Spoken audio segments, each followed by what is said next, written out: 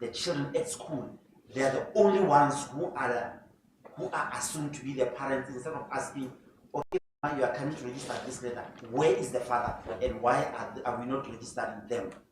I'm not saying in all cases the father should be registered in there, but I believe in most cases this can be the issue. So when I say SGB, they are not active, I'm not only referring to Sidibelo.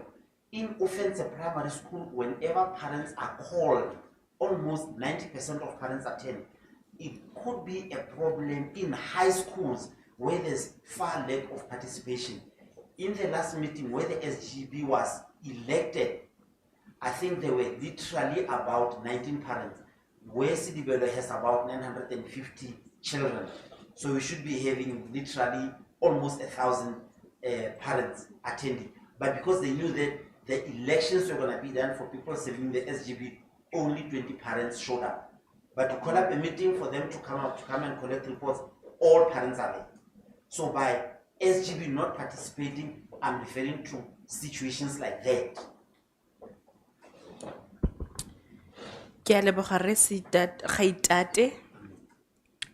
My follow-up question then would be whether I'm correct then to say that the parents have then left the responsibility of reporting or taking steps to address these issues on the shoulders of the elected SGB or even of the school. They themselves, if they are not participating when meetings are called, then it means that they are then also not taking steps to report or to escalate these issues directly to the department themselves. This is the challenge we are sitting with. When you give learners money, you give them the authority to make a decision. They make wrong decisions. You will not know about this until maybe you give your learner money and you somehow make sure that you arrive at school earlier than them and you are able to watch the kind of transport that is bringing them in. That is the only way you will know where your money is being spent. There isn't any other way. Sidibelo, 950 children having SGB component of parents of about 9. There isn't much that can be done about that. So when I said we the parents are failing our children as my submission to this commission, it is because of that type of an issue.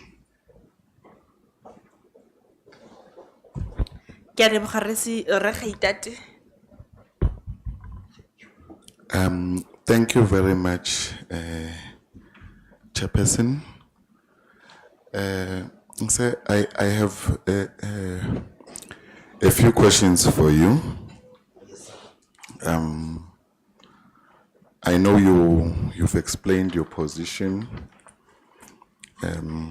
in terms of your visual impairment. I would be referring you to certain pages in the pack that we've prepared. I know you may not have access to it because of the limitations, but I would be reading through them and soliciting your opinion on them and your experiences, which is more important than your opinion on these issues. First, you indicated, I did not get it quite correctly, in your indication that you were an SGP member. Were you an SGP member, or you are currently sitting as an SGP member? that is your first question. Yes. Currently, I'm not an SGB member, but I served for 2 years as an SGB member. So not at the moment. For the purpose of record, can we then introduce the number of years that you served? I mean, you said 2 years, so which years in particular when you served in the SGB? That should be 2022 and 2023. Okay. Yeah. I know you've mentioned a number of schools. I don't want to lead you. Which school were you part of the member of the SGB? It was only Sidibelo Secondary that I served as an SGB. Only that one. Oh, okay. Yes. And then let's go into your role within the SGB structure. What was your role there? I have served firstly as a deputy chairperson. That was the first year I served. Remember, in the SGB, every year, it almost like there's some type of a rotational of position. So if you are a chairperson this year, the following year, somebody else becomes the chairperson, the treasurer changes, just like that. So in the first year, I was the deputy chairperson, and then in the second year of my serving, I was just an ordinary member. Okay, thank you very much. For the sake of our audience, and not that I'm undermining it, we have received a lot of interest for this inquiry. I want you to school us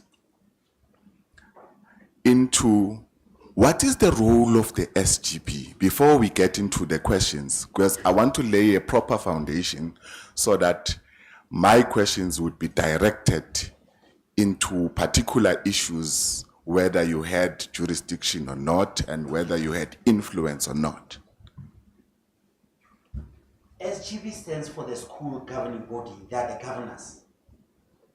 As per our system in South Africa, there isn't a government that owns any school. So all the schools belongs to the community. SGB members are chosen by the, there's a few components to the SGB. In the high schools, there will be the student representatives. I think there's about 3 of them who serve on the SGB. There will be the representative of the educators who serve on the SGB. The principal is the ex-official member of the SGB. As an accounting officer, so the principal must always be there.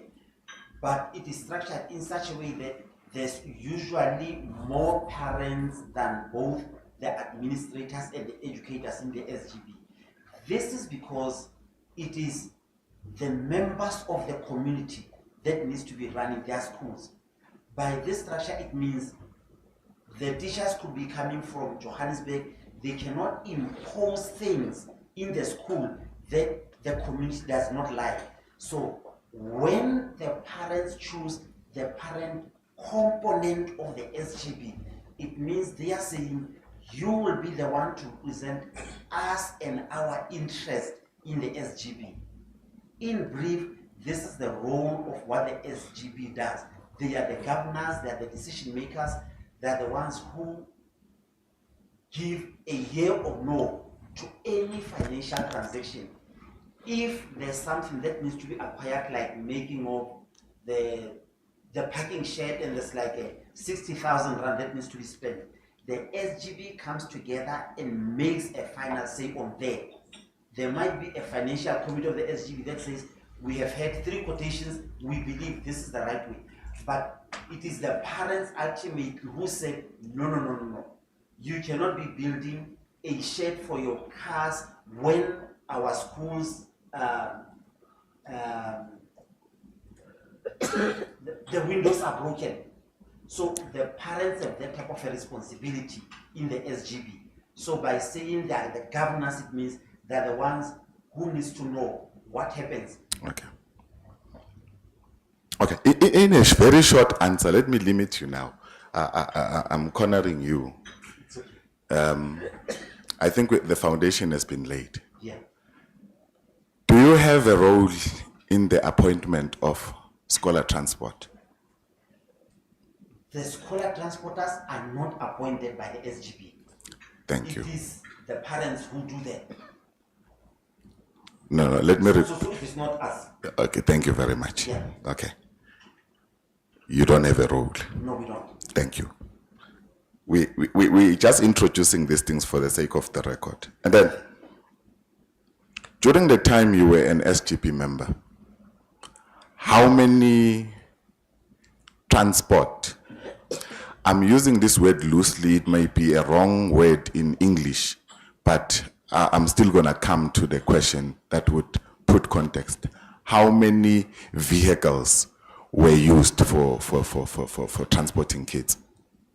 I will not have that number, but our villages are vast. There could easily be over 30 different ones.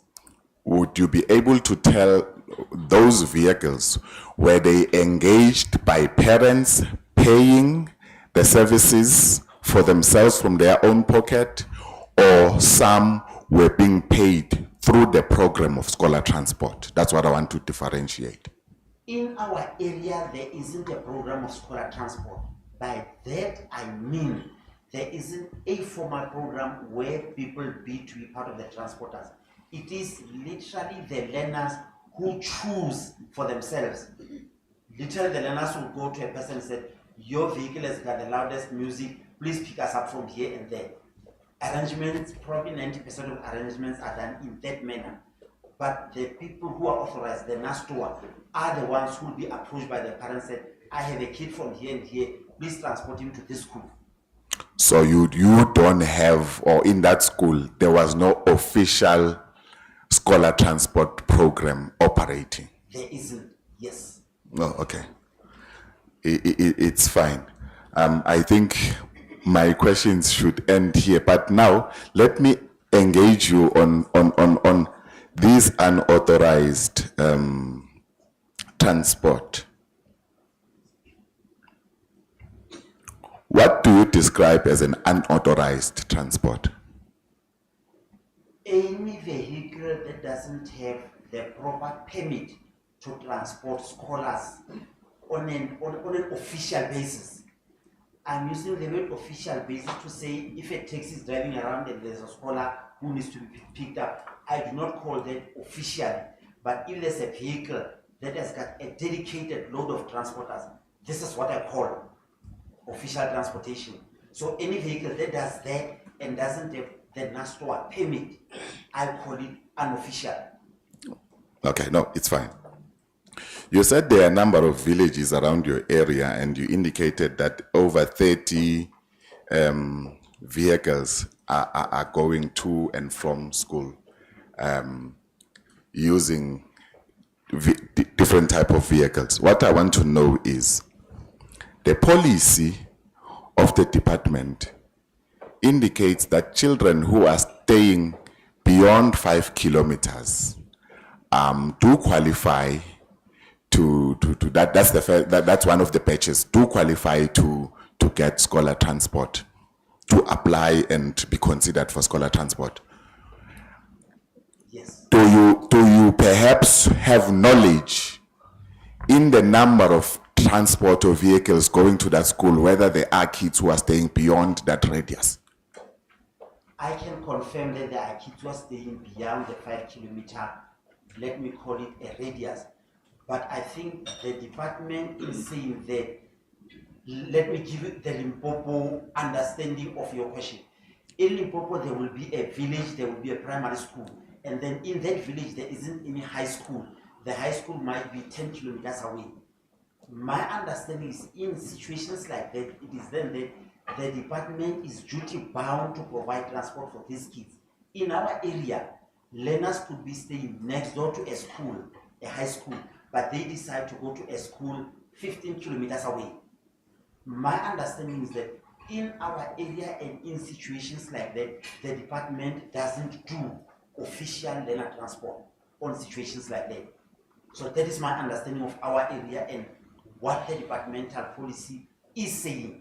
Okay, no, I fully understand that part. So you are saying that the people who may travel beyond 5 kilometers is by choice of the parents.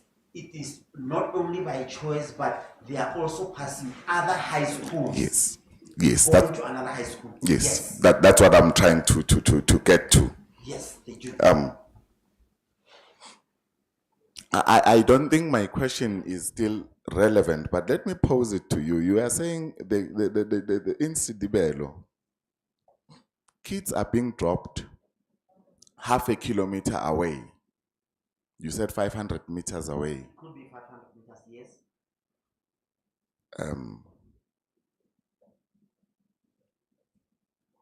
What are the dynamics from that half a kilometer to the gate of the school?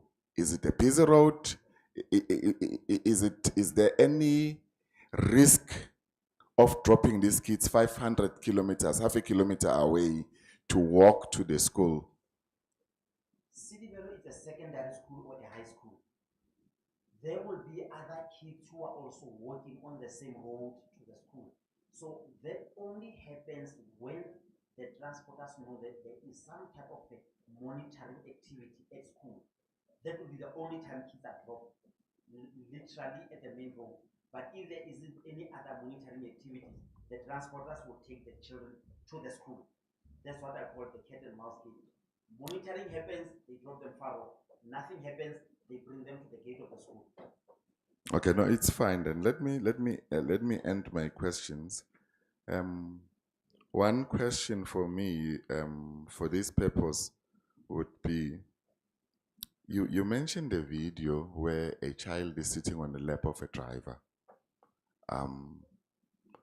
Would you be kind enough to maybe search for that video and provide it to the commission, if you still can, for consideration while the chairperson is making of analyzing of all the evidence?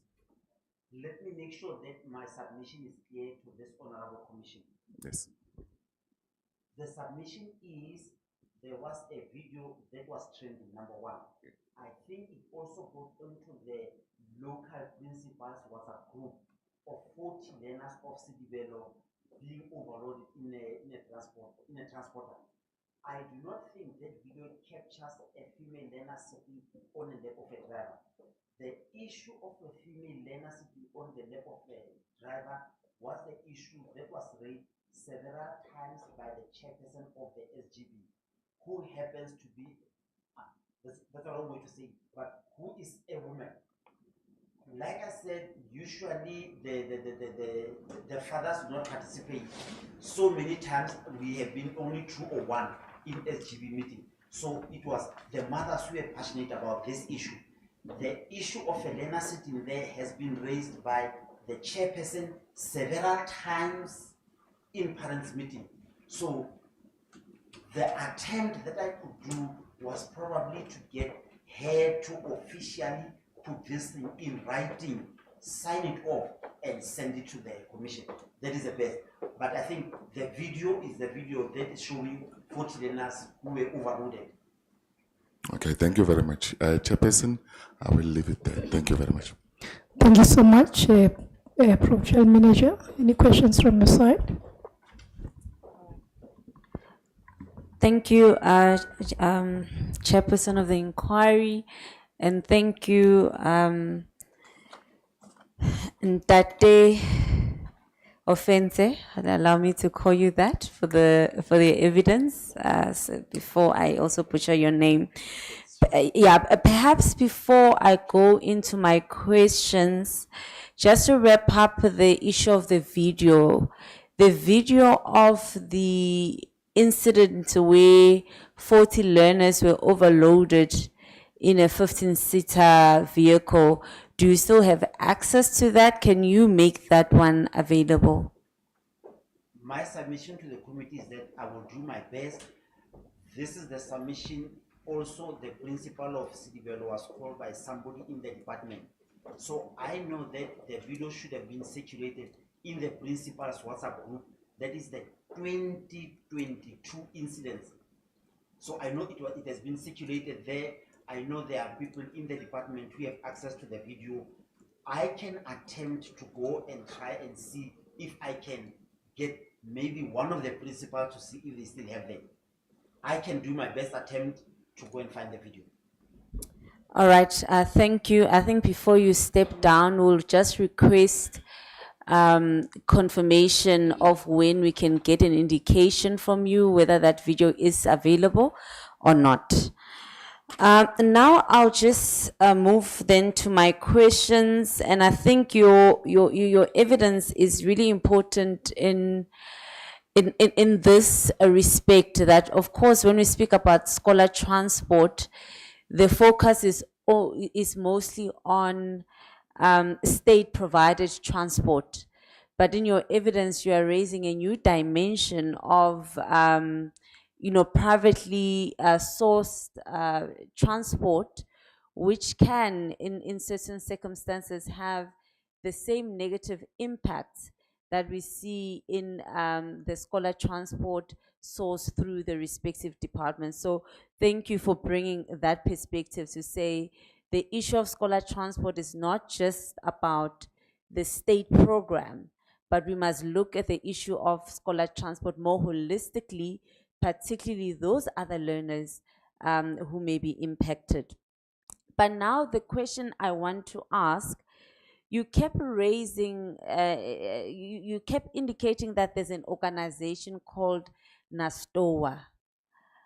Do you have a full name of this organization? Because I'm looking it up and I cannot find this organization. If you have the full name, and maybe an indication, is it a national organization or is it an organization for your for your community, NASTOA?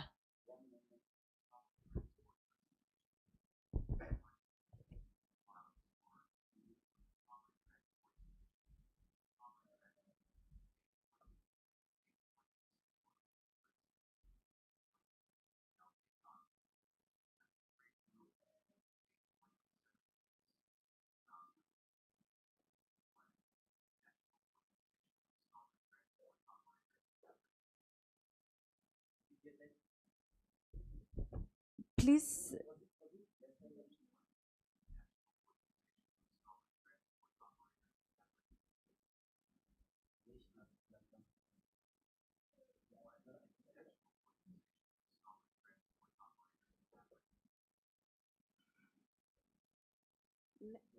Is National Organization of Scholar Transport?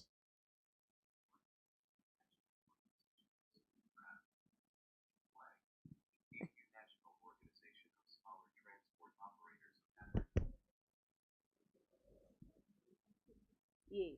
Okay. Okay. So, from your understanding, do they have a national footprint? Because, like I said, I could not find much, or is it a more localized association? I think in the province they are there. I know in our area they have an office, but I think they are still a budding organization. Okay. So I know in Mokwase, somewhere around Mokwase complex, there is an office. I also think in Rustenburg around the Tabani area, they could also have a phone number. I can attempt to get the details of the contact details because I know a gentleman who is part of this organization. Okay. And is it then your understanding that by virtue of belonging to this organization, then you are authorized to operate a scholar transport?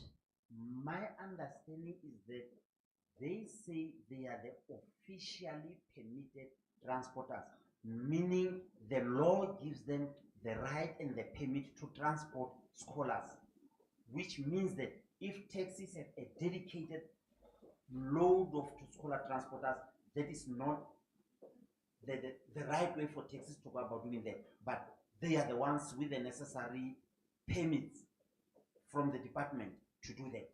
This is my understanding of who this organization is.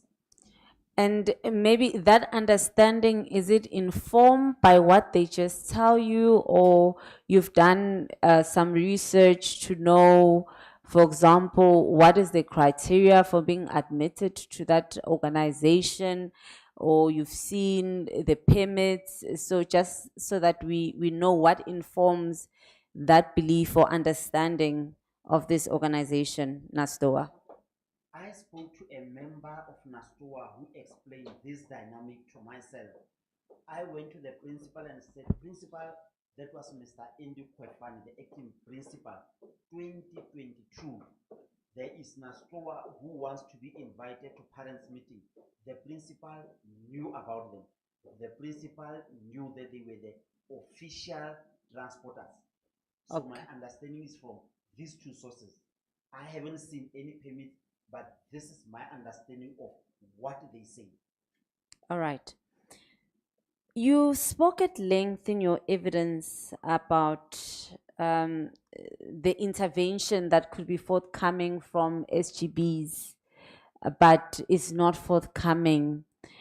In your view, having been an SGB member and even a chairperson of an SGB, what resources do SGBs need, require to effectively, to play a meaningful role in monitoring the provision of scholar transport at schools, whether from private sources or from the department?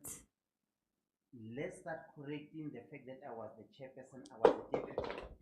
My apologies. Thank you. Not a problem. SGB is a voluntary work.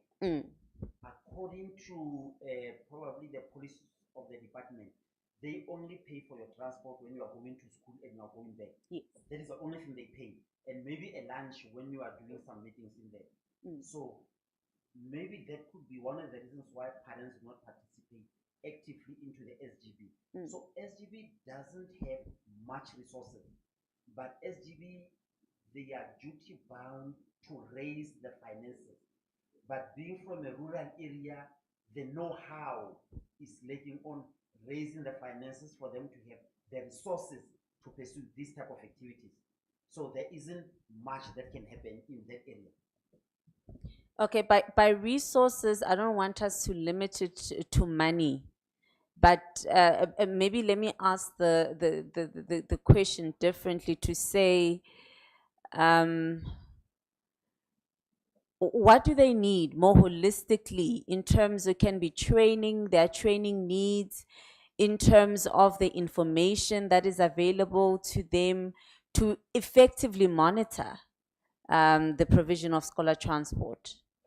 One, I think the department is doing, I do not want to say the best they do, because when it comes to training, they will only pick up the chairperson for training and expect the chairperson to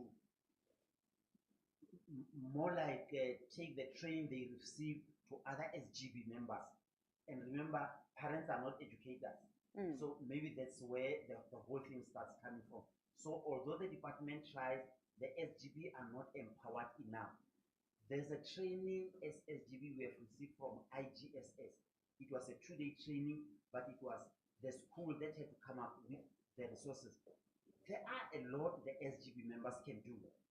If we go to the case study of Ramukoka, the parents decided that there wasn't much school performance as per metric for 2 years. Hence, the parent decided to say to the, I don't want to use the word inspector, but hence they called him and said, please recall your principal from our school. From now onwards, we'll take over the school. So the parents came on a daily basis to the gate of the school to ensure that the principal does not come, but for the parents to also be active in monitoring the children. So when female children go there with all kinds of hairstyles, it was the parents who was retaining them. When kids goes there with not proper uniform, it was the parents retaining them. So it was freeing the educators to do what they are called to do.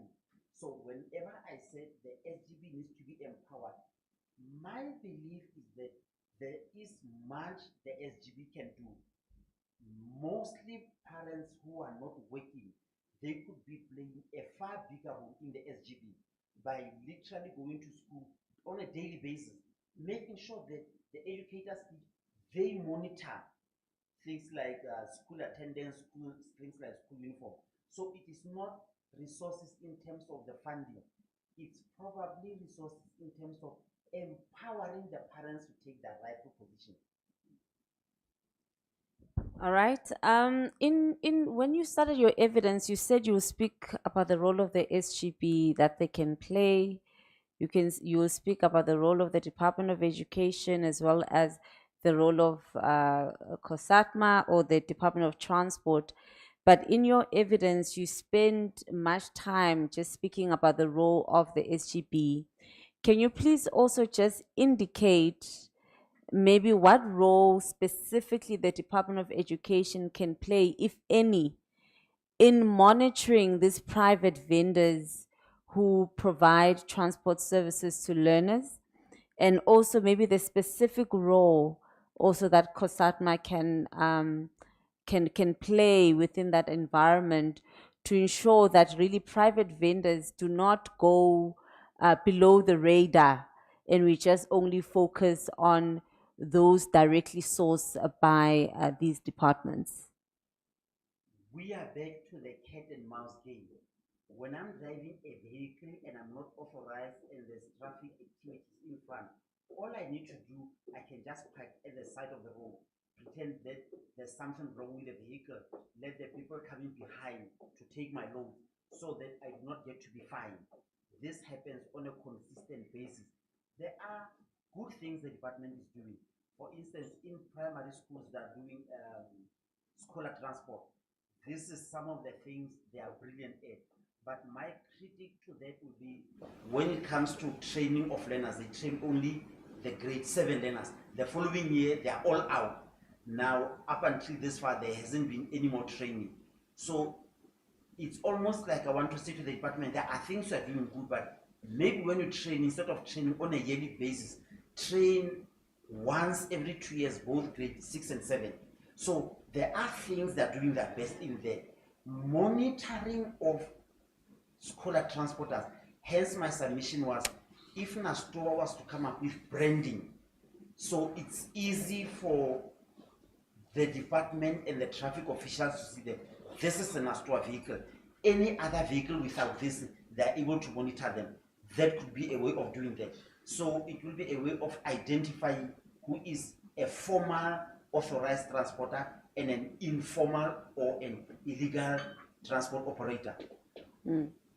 That could be one of the ways the department step up their role in doing that. But whenever there's a roadblock, all kinds of things happen. We are staying in villages, they will just get off the main road, go around and go the other way around. It is always a cat and mouse game. So they can do their best, but I still want to submit that these roadblocks are not often enough to try to monitor these things. That would be my submission. Okay. So from what you're saying, and you call it a cat and mouse game, so is it then your view that in the current circumstances, there is really not much that anyone can do to ensure law and order in the provision of scholar transport services by private vendors? That will be my submission. As I said, NASTOA being a budding organization, I do not think and believe they have enough vehicles for them to be able to dedicate them to be able to transport all the learners. So even if all their vehicles were to be taken up, there will still be a lag. This will now mean now there are learners arriving late at school and missing on their time at school. So I think hence I propose there needs to be branding, there needs to be that, but where we are, I do not think that can be fully implemented. That would be my submission. All right.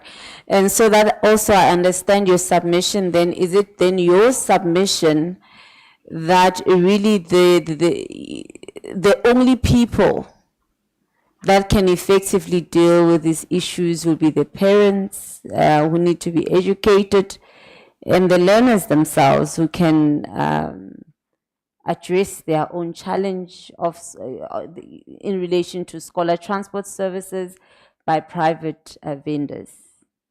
My submission proposes a way of parents having a card, crediting the card, and this card can only be used by official transporters. If I'm sitting with a card with 1,000 rand and for a lack of or for a better explanation in this provision, a taxi comes along. If they transport me to school, I do not have the funds to pay them because this card can only be, lack of better word, redeemed in the vehicle of an official transporter. Hence, that is my proposition. When you give learners the funds, you give them the power to make a decision. And that's where the decisions will be made of looking for a car with the loudest noise. which is Okay. harmful to them. And maybe lastly from me, you kept referring to these vendors being alerted. Do you know who may be alerting these vendors about monitoring activities that is being done by police or SGB? Have you been able to find out and to see how then you can circumvent this practice? The taxi industry is like a brotherhood. Okay. I have been part of that. Okay. When you are introduced to that, they let you know these are the signs that you are using. In my time, they will let you know if a taxi comes along and they put up a hand like this, it means there's a board activity, meaning the board of taxis, they are the ones who are monitoring them. So if your papers are not in order, you better come up with another way. If they draw a line, you know that there's a speed trap. So these are the signs that are used in the taxi industry as a brotherhood. It's almost like it is them against the officials. That's what happens. So the alert will always happen. They might catch one or two people, but those who are coming behind will be alerted. Okay. I have seen instances where taxis were transporting learners to Mokwase. I think they were taking them to JMC. There was an activity in a four-way stop, literally 500 meters away. All the taxis transporting the learners, they started parking on the side of the road because they knew if they were going to go there, there was going to be trouble. So the learners end up missing on the precious school time because of the police activity to try to monitor the right thing.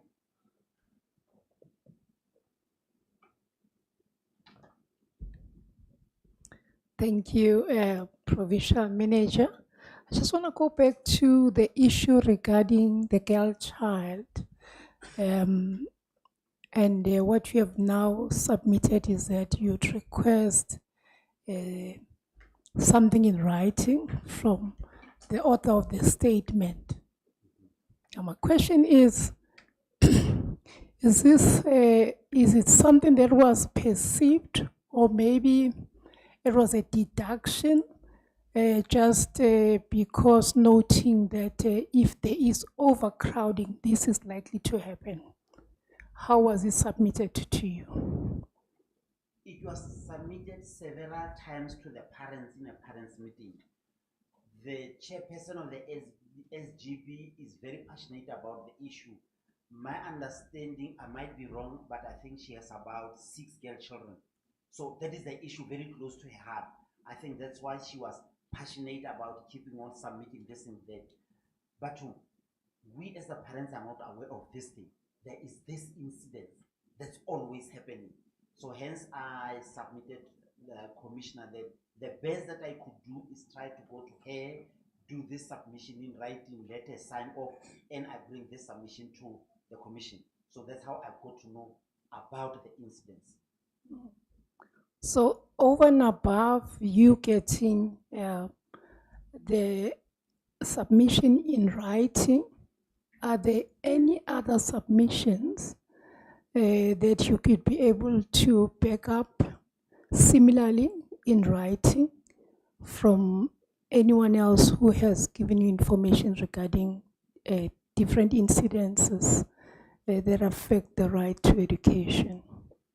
The submission about the overloading that I believe I can get in writing, I probably can even get the name of the driver, the vehicle registration number, and even the owner of the vehicle. I believe that is the information that is readily available to me that I can get. By readily available, I do not mean I can get it in a week or so, but I think in about 3 or 4 weeks, that is the information I can get into my hand and submit it to the commission. With regard to the SGP, so from what you have said in Moruleng, is it my correct understanding that there isn't provision for scholar transport, say for private transport, which respective parents or learners would themselves source? There isn't a provision by the department. That is my understanding, and that is what is happening, Commissioner. And with regard to SGB, except for them ensuring the smooth running of the school, looking at the infrastructure, is your understanding that with regard to scholar transport, they do not get involved? Their attempt will be to try to monitor if there are incidences, try to call the Morule Taxi Association to say, this is how our girl children are being transported. These are the incidences that they can do. But there isn't anything else beyond that that they can do. Probably even take this information and report it to the department. I think that is the best they can do. But they cannot stand in the official road and try to stop the vehicles and say this is wrong. They will know, they will see that, they probably can even make videos of that. But I think in cases like that, this is the only thing they can do. All right, and you also said that you advocate for persons with disabilities, and where they are concerned, are there any issues that you'd like to raise with regard to scholar transport where they are concerned? There is a word that is used by many people called mainstreaming. There is a lack of better word, Commissioner. I don't know how to put this way. There's this being uncomfortable with people with disability. I believe people who have a vision impairment do not need a special school. I believe people with vision impairment, they can be part of the mainstream. By that I mean all they need is a teacher who can teach them braille. This is how I want to put my submission. It is most of the times the community that is making us disabled. In my disability or my eyes, if I were to make a submission in that way, got into load shedding in 2012. I've been traveling around Pretoria, I've been traveling around Johannesburg.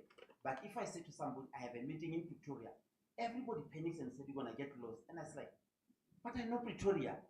I mean, I jump into a taxi, it takes me to Rustenburg. From Rustenburg, I take a Pretoria taxi. I tell the people in front, the guys, I'll be getting off after Maraba start in the zoo. They wait for me there. They are taking away what is disability. But when the community makes us disabled, it is the community thinking that we are not able to do things, not understanding that the way disability, there's an ability in there. There was a particular instance when the school, Sidibelo, got funding, and then they were given about 12 classes and administration hall. I was in that last meeting, and as a person with disability, I immediately asked, are there ramps for wheelchairs to go in there? Because I believe there will be a time, it might be an educator who comes to this Sidibelo. They will need proper ramps for them to access. There might be learners with who need to use wheelchairs. How do we accommodate them? The ramps were put in place. I went to ask, what about a paraplegic toilet? It wasn't budgeted for, there wasn't a plan for that, but there was a toilet, they fit in appropriate facilities to be a paraplegic toilet.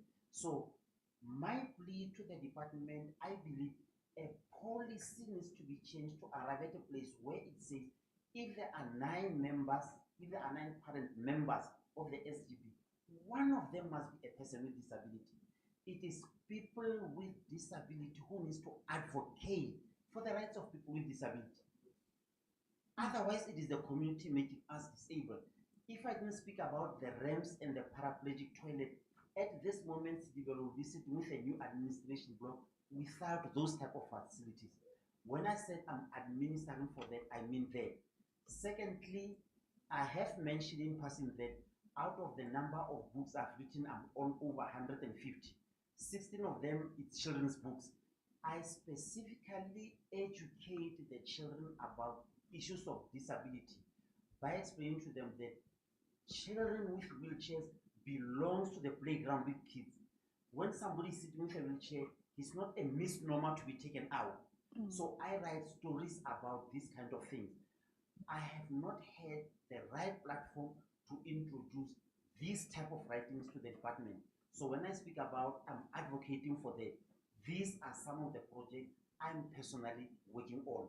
But I believe like the 2016 white paper on the right of disability, on the rights of people with disability, the aim of that, I believe, all the departments need to be ring fencing 7% of their spend specifically for companies and for people with disability, both the schools and all the departments. So if a department says, offense, you mentioned mental maths can take kids, give them the proper confidence for them to go and do proper maths when they get to high school. Let's engage you, let's have you teach the educators for them to implement this type of thing. My submission will be saying the education system is already sitting with a budget.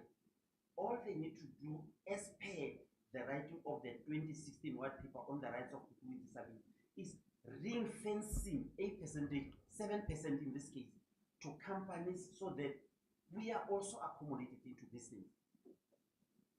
This is some of the things I am passionate about, Commissioner. Yeah, so you definitely go with the slogan, nothing about us without us.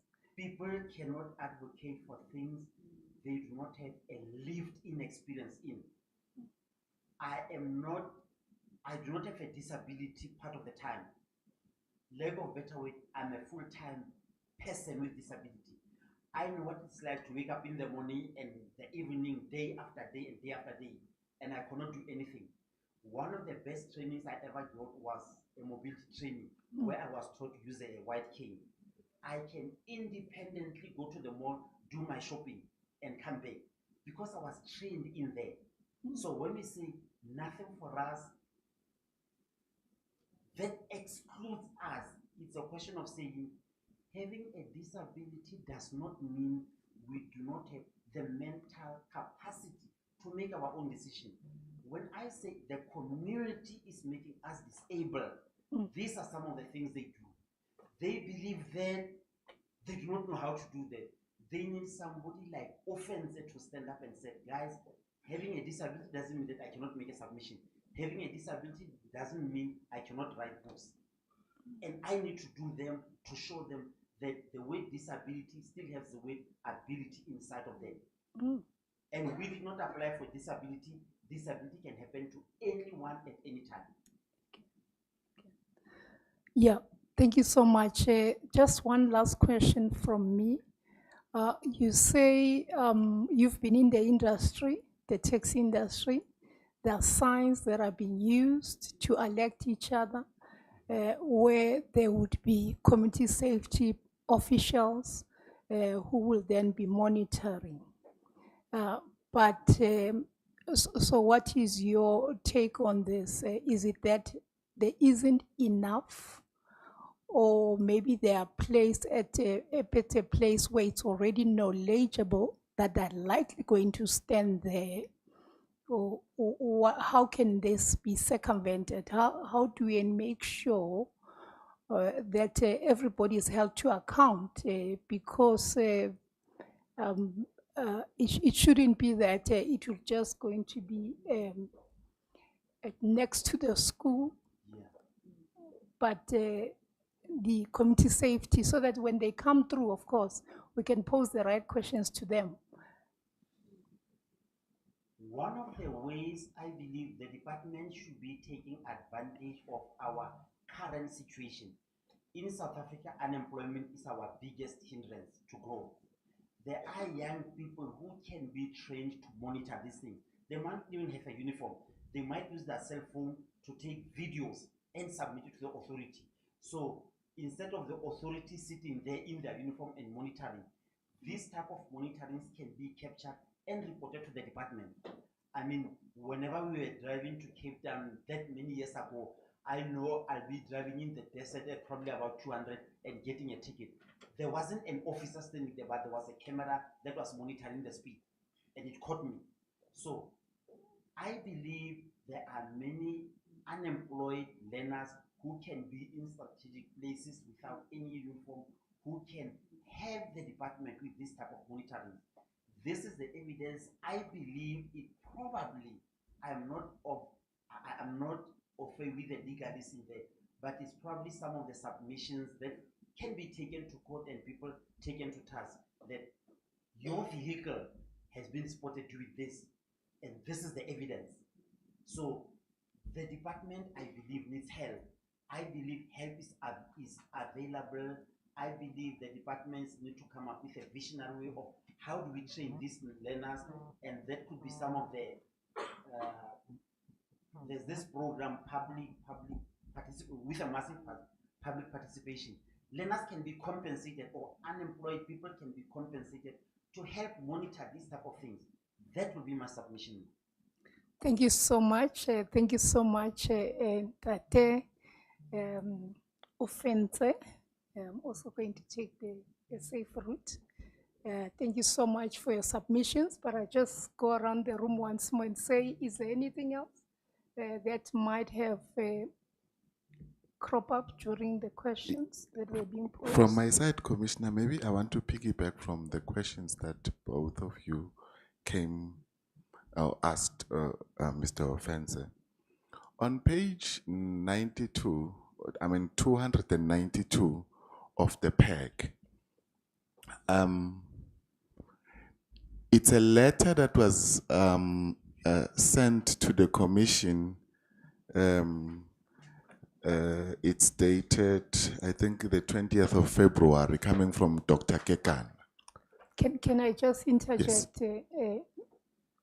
We've got another engagement of interviews. My request that you park the question, we take an early lunch, we come back at 10 to 2, and we can then proceed with the Ntate Kgaitati. Thank you. All right, thank you so much. You're still under oath? We'll proceed after the break. Thank you.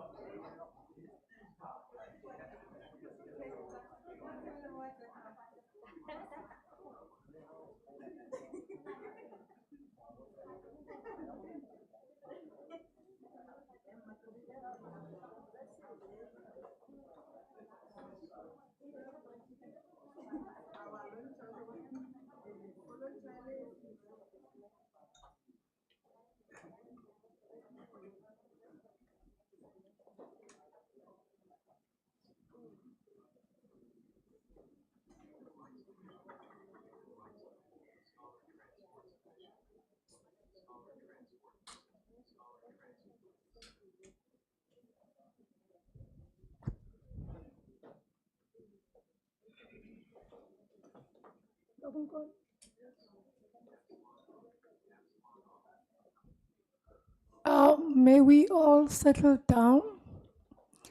We resume after lunch. The time is now 13:57. Thank you so much for availing yourselves once more. We have that the offense was still on the stand. May I request that you please stand once more.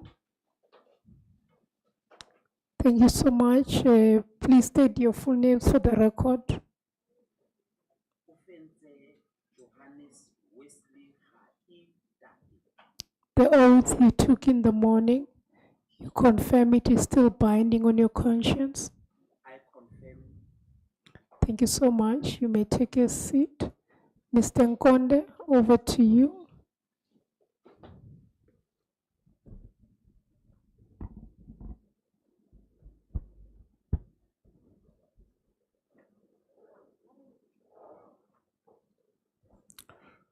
Good afternoon, Dade Offense. Afternoon, sir. Just a few questions, then maybe two questions. You seem to have been an activist in the industry of trying to change things for your community. That I'm saying that taking from your evidence. Yes, sir. Yeah, look, in page 292 of the pack, I was introducing earlier that there's a letter that was sent to the commission by Dr. Kekana dated 20th of February 2025. In that letter, he draws attention to one of the documents that they sign with the bidders and the people that they grant scholar transport to. Are we still together? Yes, sir. Yes. In that document, he outlines that there is a code of conduct that they sign.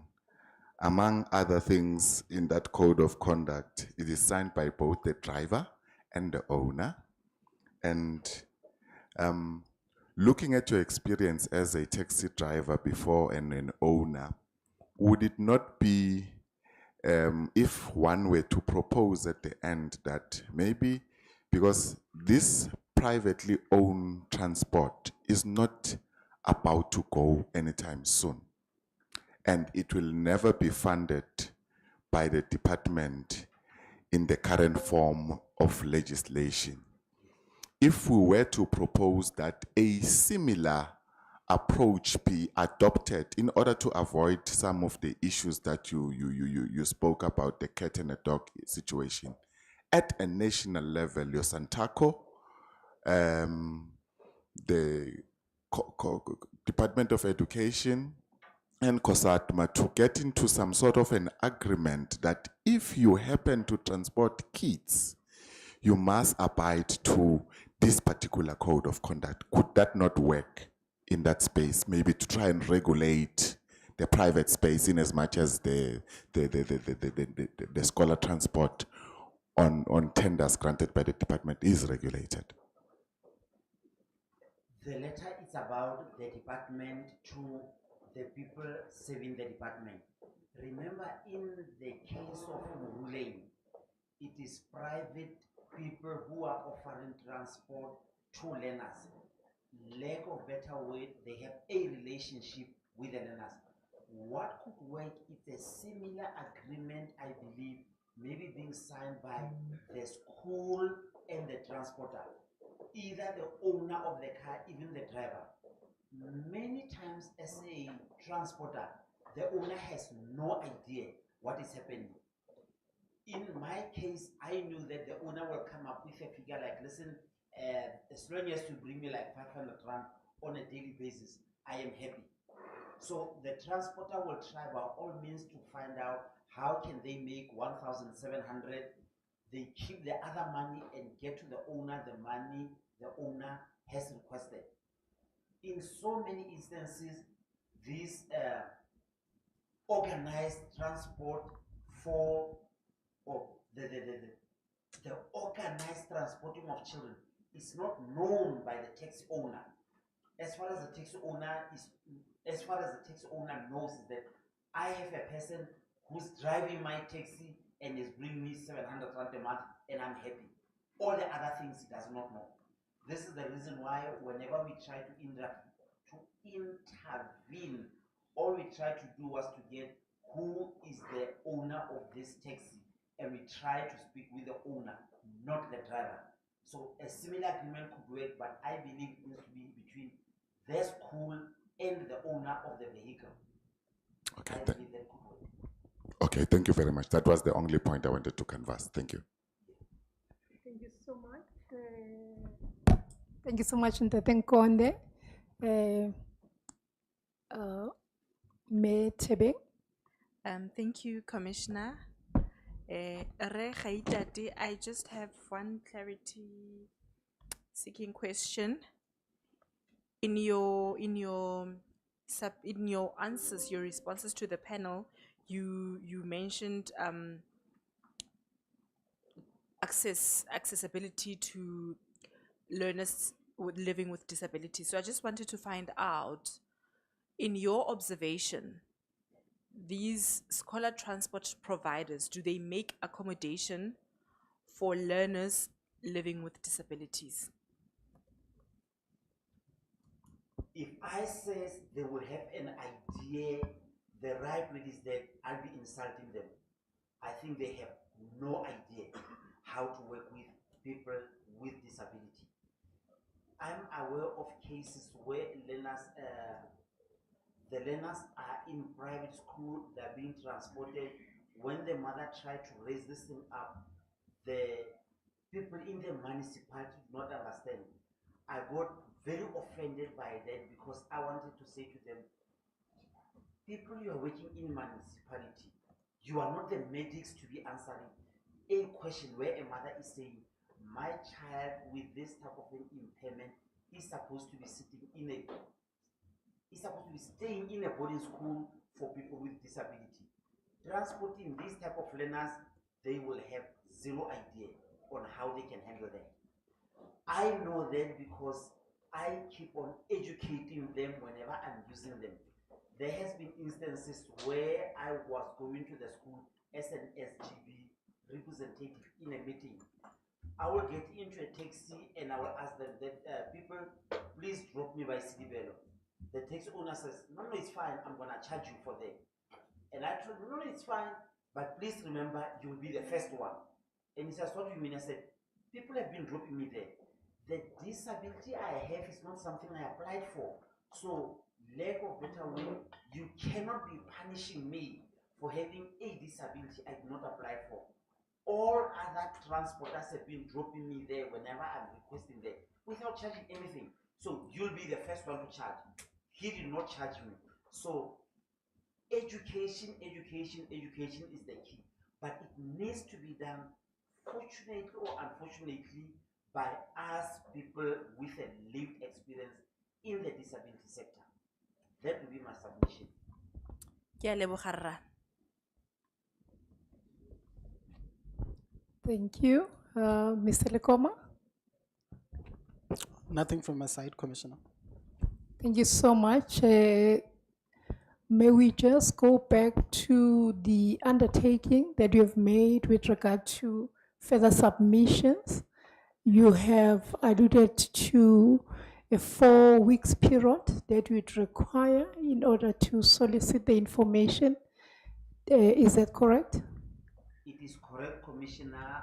The information being the video that was trending of 40 kids being transported. That is one. Number two, an attempt to get a formal affidavit from the chairperson who is attesting to the fact that a female learner has been transported sitting on the lap of a taxi driver to school. Those are the two I'm aware of.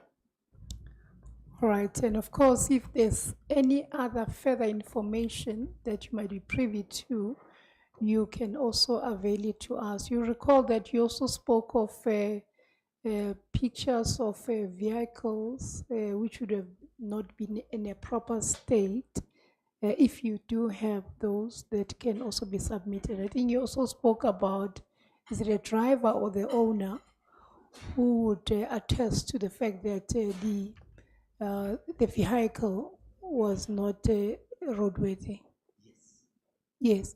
So it will then be within 4 weeks, which information you can submit to the office of the province, and we will then take it from there. But from my side and the team, thank you so much for availing yourself this morning and this afternoon in order to assist us to get to the bottom of the issues with regard to scholar transport, really just to ensure that the right to education is realized, because we say the right to education is a human right. Thank you so much. You can stand down. Thank you, Commissioner.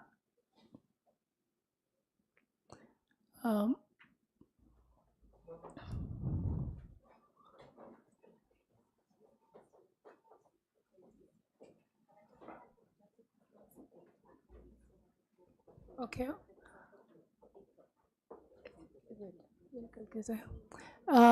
Ntate Khaitate, maybe just before you leave, the 4 weeks, when we calculate, it gives us the 4th of April. Is that in order? 2025, that is in order. Okay, thank you so much. You excuse?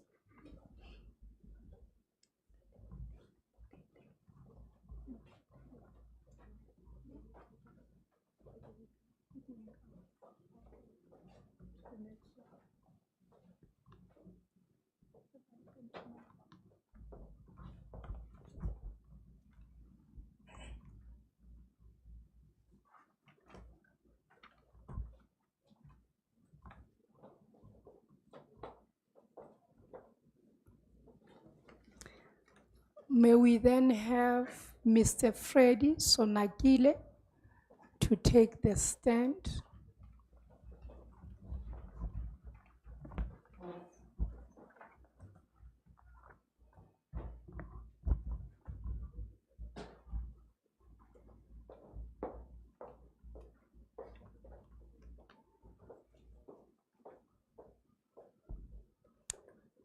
Yes,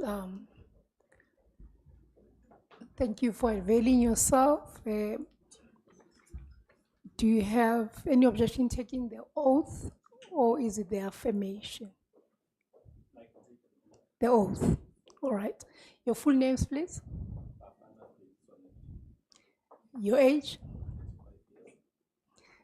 Do you have any objection taking the prescribed oath? No objection.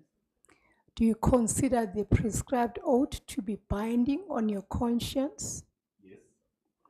Do you swear that the evidence you're about to give will be the truth, nothing but the truth? If that is so, please raise your right hand and say, "So help me God." So help me God. Thank you so much. You may take a seat. Mr. Lekoma, your witness. Thank you, Commissioner. Good afternoon, Freddie. Afternoon. As part of the South African Human Rights Commission inquiry into scholar transport challenges, we made a call out for the public to submit information as may be required. And indeed, you submitted some information to us. And on that basis, we have requested you to come forward so that you can clarify the contents of your submission. Therefore, in that aspect, I will provide you with 30 minutes to go through your submission, and thereafter we'll ask you a few questions for some clarity purposes. The floor is yours.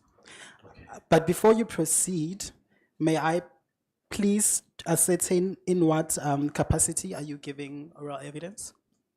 Okay, I'm the chairperson of the Portfolio Committee on Community Safety and Transport Management at the Northwest Provincial Legislature. That is the committee or the Portfolio Committee that oversees the work of the Department of Community Safety, where the scholar transport function resides in the province. Thank you. You may proceed. Okay, thank you very much. I'm Freddy Bafana Sonakile. I'm 35 years old, currently serving as a member of the Northwest Provincial Legislature, and I'm the chair of the Portfolio Committee on Community Safety and Transport Management. As chairperson, my oversight responsibilities include monitoring scholar transport in the Northwest Province, which falls under the management of the Department of Community Safety and Transport Management. I've held this position since July 2024. As a portfolio committee, as part of our work, we do what we call oversight visits, where we would go to different schools or even call the department to come and account on various issues. Part of that is the scholar transport issues. In 2024, we conducted an oversight visit to the Dr. Kenneth Kaunda district, where we visited several schools as a committee experiencing challenges with scholar transport. The schools included Botoka Secondary, Resolofeti Secondary, Pakedi Primary, and Rabona Secondary School. During the visit, various challenges were identified as detailed in the portfolio committee report. I have sent the committee report as part of the package, but I will try to also, as and when I speak, make reference to some of the recommendations that were made to the department following that visit. The report is titled Oversight Report on Resolofetse Botoka and Rabona as at 8 and 9 October 2024. If you look at the report on page 6 and 7, there are pictures of the buses or the state or condition that the buses were in. There was a particular concern at Botoka, at Pakedi Primary, where we were told then that 21 learners at Pakedi had not been transported to school since March 2024 due to the expiration of the driver's. Commissioner, can I disturb the witness? Apologies, Ntate Sonagile. Can I request Ntate Sonagile to, there's a pack next to him. His information, what all the submissions he has sent to us are found from page 34, so that we move together on what he is talking about. Can I request that he use that pack? My apologies for rudely disturbing. Thank you very much. So it is a index. The index is in front, Mr. Sonagile, but it looks like from page 34. No, thank you very much, Commissioner. Yes, on page 34, let's start there. It is where I was. We went to a school called Pakedi Primary. Following the visit to that school, the committee was very concerned about what was the outcomes of that meeting. The principal at the school informed the committee that learners, 21 of them, had not been transported to school since March 2024 due to the expiration of a driver's contract, and that repeated requests were made to the Department of Education to assist, but no action was taken, leaving the learners unable to attend classes. So as part of the recommendations of the committee, it was that the committee must lay a complaint with the Human Rights Commission, specifically on Pakedi, because we believe that the fact that those learners were to repeat the grade based on the department's failure to can provide scholar transport was problematic for the committee, and the fact that there's been a back and forth between education and COSATMA with dealing with the matter. Then when you go to page 34, there's a complaint that was laid there. I'll try to summarize it because it's too long, I think, whereby we reported that I was reporting on behalf of the committee. The complaint arises from an oversight that we undertook on the 9th of October at Pakedi in Makwasi Hills. The purpose of the visit was to assess the state of scholar transport at the school. We were appalled by the shocking condition of one of the buses used to transport learners to school, and it was unroadworthy, posing a grave risk to the safety of children. Even more distressing was the revelation that 21 learners have been unable to attend school since March 2024. This tragic situation arose after the contract of the scholar transport service provider responsible for their commute expired. Despite repeated pleas from the school principal to the Department of Education, no assistance was provided. We therefore requested the Human Rights Commission to urgently investigate the matter. 2, to provide remedial action to ensure those learners' right to education is restored and protected. 3, to hold accountable those responsible for the failure to fulfill the obligation. And 4, to issue directives to prevent such violations from occurring. Then page 35, it is the continuation of the letter. Then on page 36 in the pack, it is a letter that I wrote to the MEC immediately following that visit in Dr. KK. On that letter, you will note that we reported the findings from the different schools we visited, and then we even shown there on the letter the buses that we examined, and we gave the registration numbers of the buses that we found to have been not in a good condition. There was no response to the letter, hence there's nothing like that in the package. So immediately after the oversight, the committee then felt that because we are also as a committee getting a number of complaints from residents, I think residents had seen the work that we were doing when we were in Dr. KK.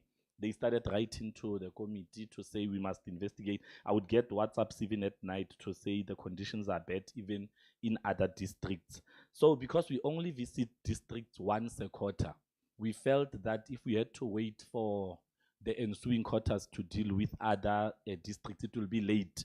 We then summoned the department to a meeting, and we felt that in that meeting it must not only be COSATMA department, but education as well must be there, because on many times when you will call COSATMA and ask them questions, they would point out that education is to blame. when education appears, they would say it is COSATMA, they've sent lists and all that. So we housed them in one venue, which was at the legislature. That is where your page 39 comes in. It is the report of that meeting that was held between the two departments. I will try to not go through the entire report because it's a committee report, but go straight to the recommendations and some of the findings from the meeting. We then recommended as a committee that there should be a debate on scholar transport that will partake between both departments, and that the view by the members of the committee then was that the function must be moved from the Department of COSATMA to education, so that it becomes a full package at education, unlike having just the component of education transport there and having all things education in the Department of Education. We then recommended that COSATMA must submit a report on the names of all scholar transport providers in the province, the directors, the contracts they values, number of learners, number of vehicles and schools they service, as well as the routes. In that meeting, education presented a very interesting report to the committee. They gave us a detailed report that said that there's a need of 9,045 learners who are in need of scholar transport in the province, but are not provided for. They also gave a list of the schools that they could not cater for. So when we probed on that, they said it is because of budgetary constraints. We then as a committee gave it to them that they must go back and try to track where those learners are. Because if you come and present to a portfolio committee and say there's more than 9,045 learners who really need scholar transport, but you are not providing for, you then have to give us further information to say, do those learners go to school daily? If yes, how so? If not, what then is the alternative?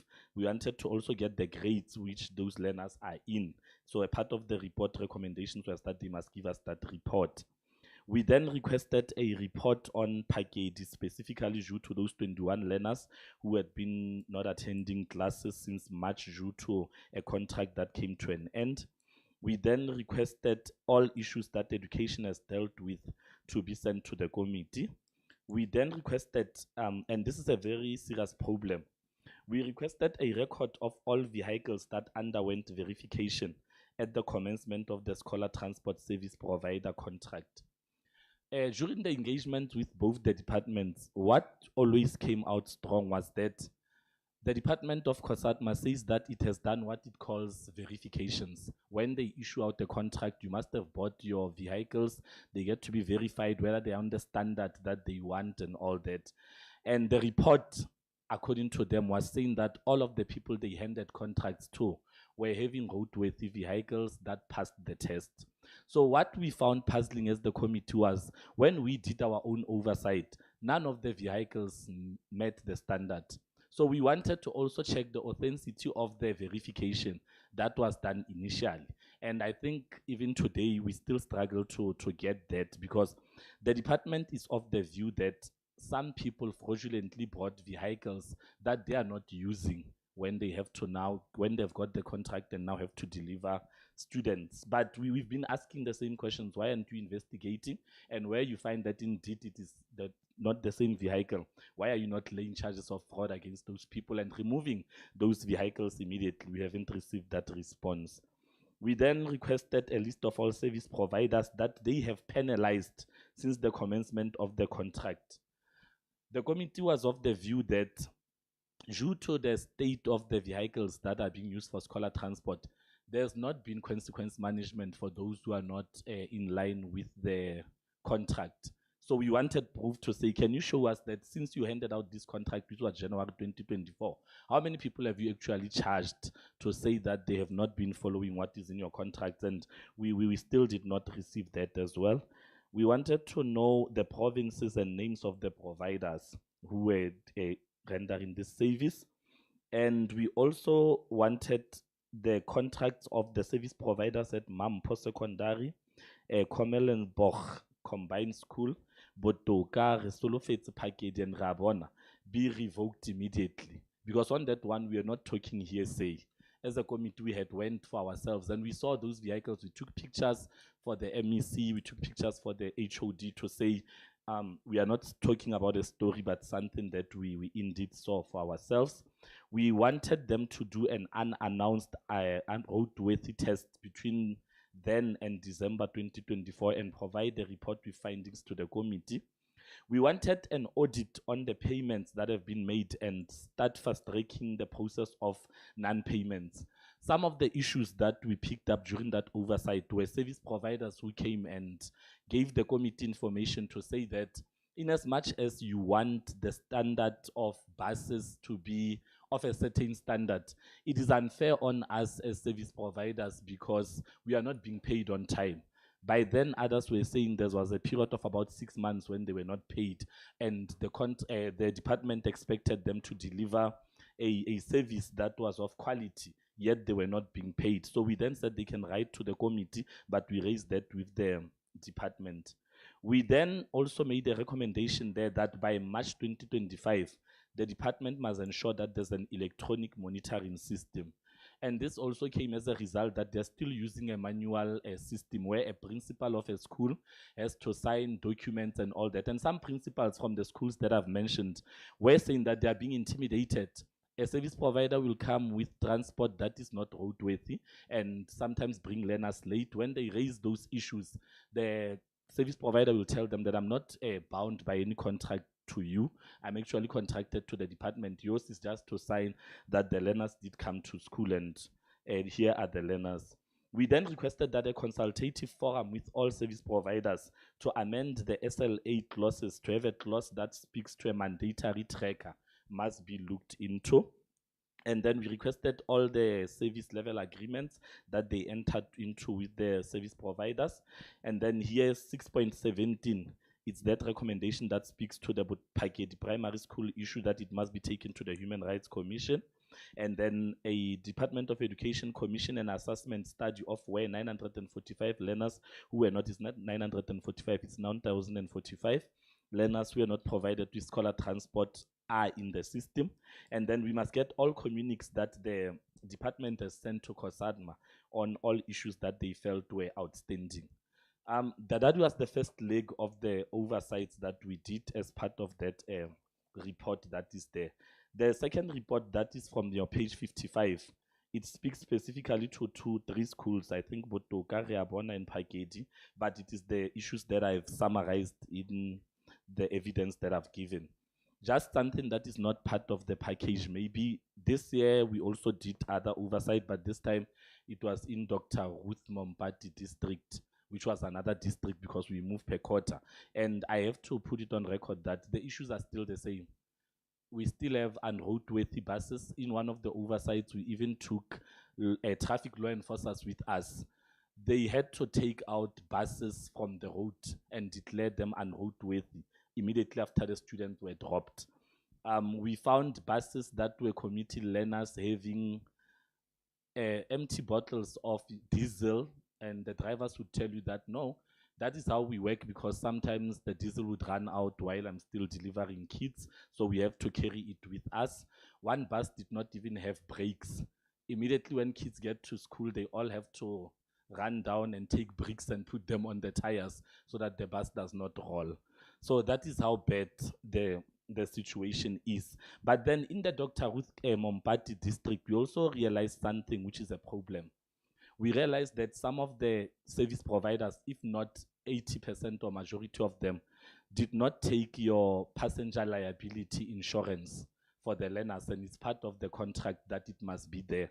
How we got to become aware of that was that in one school in Bonabona, when we were there, the principal narrated a story about a learner who died at that school. The learner was supposed to, I think the bus was there and taking learners home, and then there was a problem with the door, and the learner somehow fell, and the learner died.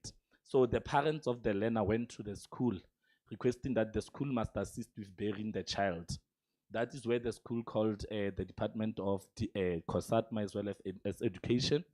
they did not get any assistance. And later on, it was discovered that that service provider did not take out any passenger liability insurance. So it was left with the parents to see how they deal with it. There was no psychological support. There was nothing. So that's when we then put a spotlight also onto your third party liability insurance to say, is there any proof that all these people that you've given contracts to have taken it? And we are still awaiting the department who can provide us with a comprehensive report that actually proves that indeed all the people that are having contracts with the department have it. So yeah, I think my evidence, I can stop here based on the documents that I've provided, and then I'll take any other questions that the commission might have for me. Thank you.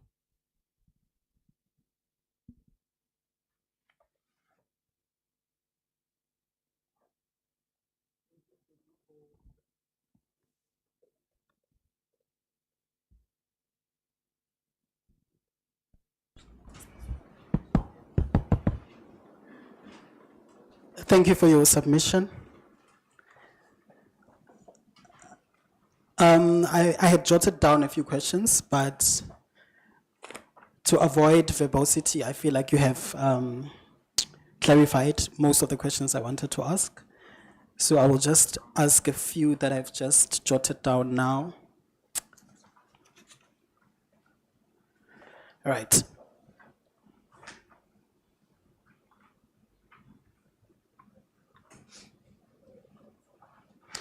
So you indicated in your submission that there are certain buses that you have examined. Could you please provide us with the issues that you encountered from those buses? That's on page 34 of the bundle.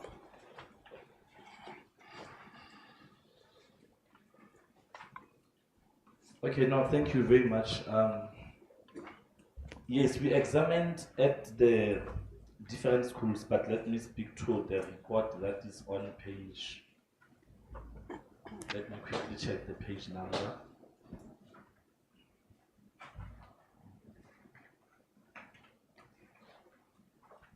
'59. The report on page 59. There are registrations there of buses that we examined. The challenges that we found were, I think they are listed in that report. Let me quickly get where they are listed.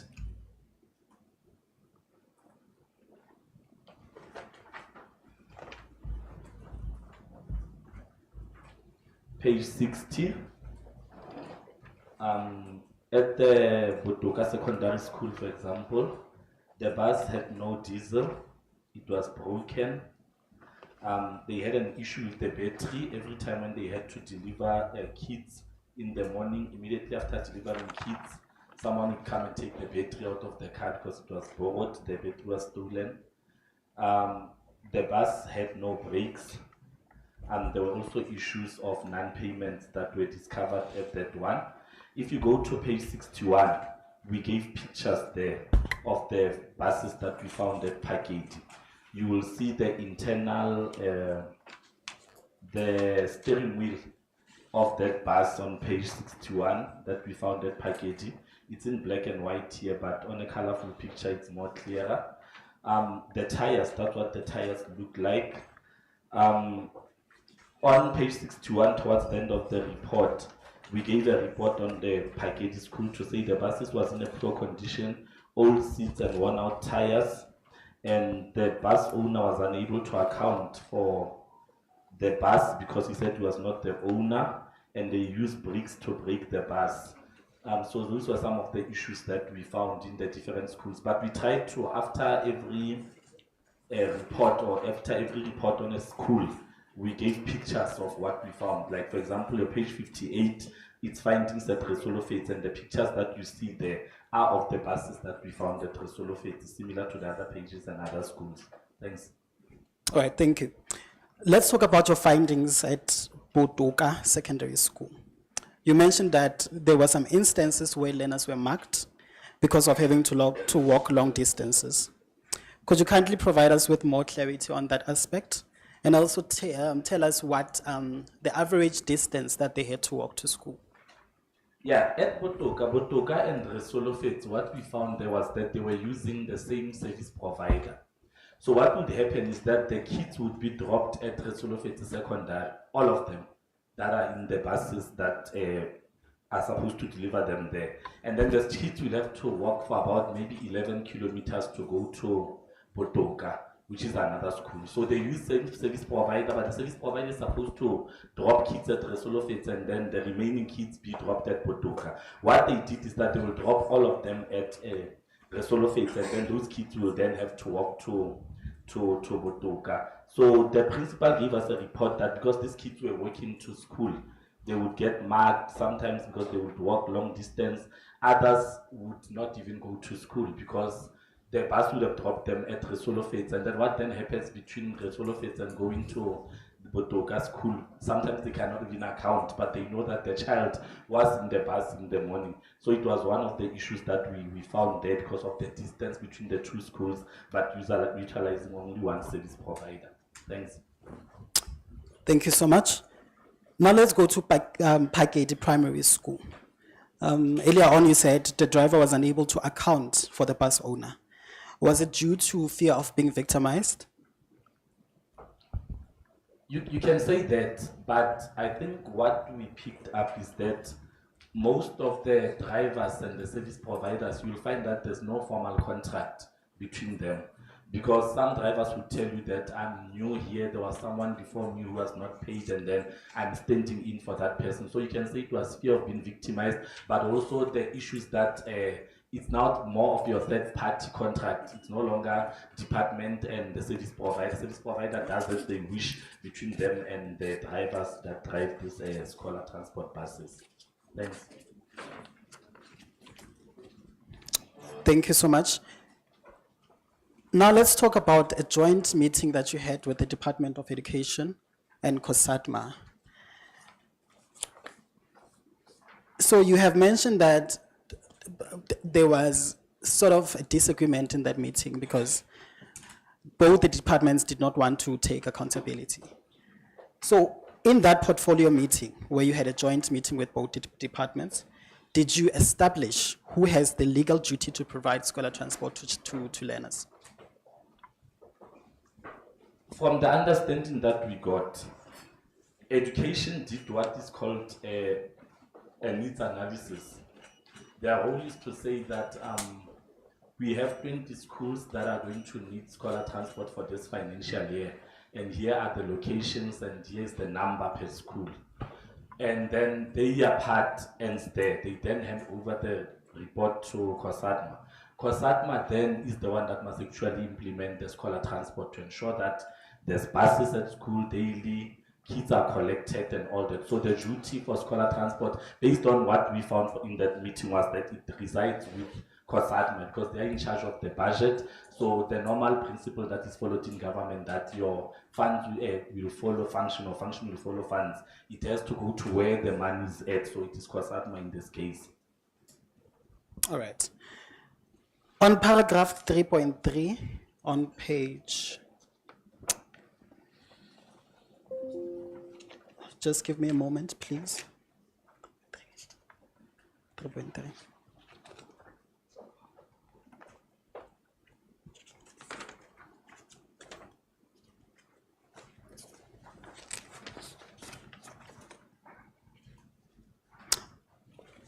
Okay, basically it's on the joint meeting that you had. I'm looking for the page, I can't find it. You said part of the emerging challenges in scholar transport is the use of non-contract compliance. And you indicated that it is clear that penalties in respect thereof are not deterrent enough. Why do you say that, and what do you propose to be done? Actually, I don't think it's a matter of the penalties not being deterrent enough. I think it is the issue of actually implementing those penalties. I think if you look at the contract, you'd realize that there are certain requirements that service providers have to meet that are quite stringent in terms of the contract that they sign. But when you go into the implementation, you find that some of the service providers that have been awarded these contracts do not meet the requirements that are in the contract. And in an instance where a service provider does not meet those requirements, instead of invoking those penalties that are in the contract, the department will be lenient in saying that, okay, let's give you a chance to fix maybe for 30 days. And then sometimes after 30 days, they don't go back to monitor whether what has been agreed upon has been dealt with. So I think it's more of an enforcement issue.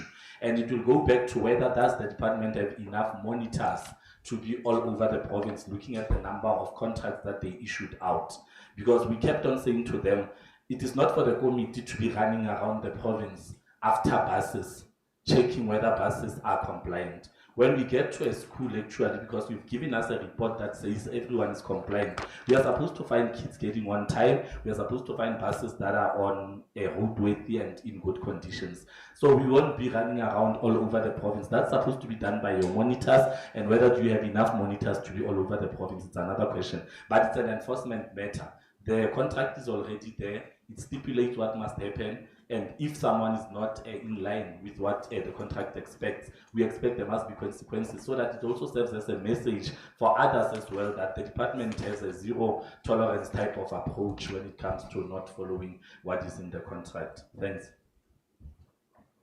All right. Now let's go to the compliance enforcement. You will correct me if I'm mistaken. On part of your submission, you said some of these vehicles were using fraudulent documents, and this was confirmed by the departments. And I believe you indicated that the department did not report this matter to the police or the NPA. Do you perhaps know the reasons why this was not reported? Yeah, I think like with the previous response, there seems to have been leniency when it comes to matters that the department found. Because at one point we were saying that the accounting officer of the department must take the brunt for everything, whether a child would die or anything would happen. And as we dug deeper, that's where it came to our attention that as part of the report that he gave the committee, he said that they've realized that people actually bought buses that did not belong to them to be verified. So they did a verification report somehow on some buses that did not belong to the service providers. And as to why they did not take any action, open cases, or follow up on that, or even subject them to unannounced verifications just to check whether their assertion on fraudulent buses was true or not. Why they did not do that, I am not sure. I think the department will be able to speak on that as to why they never did that. But it was a response that came to them to say some of the buses that were actually inspected are not the buses that are being utilized daily by the learners. All right. On the same aspect, there is an issue where a certain contractor in this aspect is Econ Projects contractors. Their contract was terminated due to non-compliance. And part of that was that there was an accident that occurred due to one of their transport not being roadworthy. Do you know of any fatalities that occurred? Not with that specific contractor that you mentioned, but I'm aware of fatalities that occurred. There was one that took place in Zirast. I'm just not sure of the details, but I'm sure the department can speak to it, where a learner somehow fell out of the bus. There was one where a number of learners were involved in an accident because the bus's steering wheel just fell off while they were being driven. There's one in Bonabona where a child died. So there's quite a number of them that took place, but it was not with that specific service provider that you spoke to. Okay. You have made some recommendations to the department, and you've also outlined those recommendations. Are any of those recommendations been implemented? You'll realize that the recommendations differ in terms of when they're supposed to be implemented. We tried to be lenient. We did this work around October. So it was already in the middle of the financial year, and some of the things that we had recommended required the department to go back and work on its budget, like having an electronic system and all that. You'll realize that where we are talking systems mostly, we are saying that they must start them or they must implement by end of financial year. The reason for that was that during that period there'll be new adjustments and all that. So they'll be able to can say we budgeted for them because they're always complaining of budgetary issues and all that. But there were others that were quick ones, like for example, give us a list of all service providers within 7 days or so. We received those. We have a list of all service providers as per report from them. There are others where we never knew whether they had implemented or not, because the department is only going to be appearing to the committee for the first time on Friday, this coming Friday. So that is where we'll be able to ask follow-up questions. But I know like issues like conducting unannounced monitoring. There are other monitorings that they've undertaken as the department during the opening of schools. There's other responses that we got, like for example, a list of service providers that you have penalized since the commencement of the contract. But for the major ones that requested deep system changes, we had given them until the end of the financial year. Okay, thank you. So in your deliberations with the departments, did you ascertain whether there are any learners living with a disability that are affected by these challenges and how they are assisted? No, we never discussed the issues of people living with disabilities. And actually it never got to the committee any complaint on the schools that we had visited. And like I said, our work becomes very limited because we have only 1 week where we do quarterly monitoring. So there'll be schools that we just choose randomly. We have never visited any schools that have disabled learners, and we never encountered any complaint on that matter. So we never engaged on it with the department. What do you think are the major causes of scholar transport challenges in the Northwest? That is a tough one. I think the first one, it's the method of, remember it is still done in a tender system. And we know that with our government, tenders are a problem. To an extent that every time when there's a contract or a tender involved, supply chain processes are not followed. Due diligence is not done. And I'm saying this, I'm speaking to supply chain processes because you'd remember that with the first tender of scholar transport in the province, they had to go to court for it to be revoked. And then another process had to start. We then went into a process where we are in now. Sometime last year, they had to take out another advert to create a panel. This panel will come in as more of your, when there's an emergency, let's say they revoke someone on the spot, they'll just go to the panel and pick a name so that there's continuity of work and all that. But had they done work properly from the beginning, I don't think we'll be sitting where we are at. The problem with the scholar transport issue, it seems like from the day when those verifications were done, something was wrong there. We'll need maybe to look at who were the verifiers, where is the report, and if there are any misalignment between the buses that were verified and what is actually on the ground transporting learners, there must be consequences. And another issue is the poor consequence management when it comes to issues of scholar. You'll find the same school reporting the same issue. I've had schools like Maselwanyan. It is a school in Mahikeng. The moment the principal wrote to the committee on its issues, we did not have any oversight. It was the day when the committee, the department was to appear before the committee. We asked them on the spot to intervene. They said they were aware because the principal was saying he was contracted for 4 or 5 buses. Yet the service provider only brings 2 buses. What the service provider does is that he will do more than 1 trip. So that will mean that kids will get to school late. It meant that the principal now had to ensure that every day he checks who's here, who's not there, and all that. But had the department, the moment they picked up that the service provider is no longer in line with what is being contracted for, because we pay him for 5 buses and he only brings 2.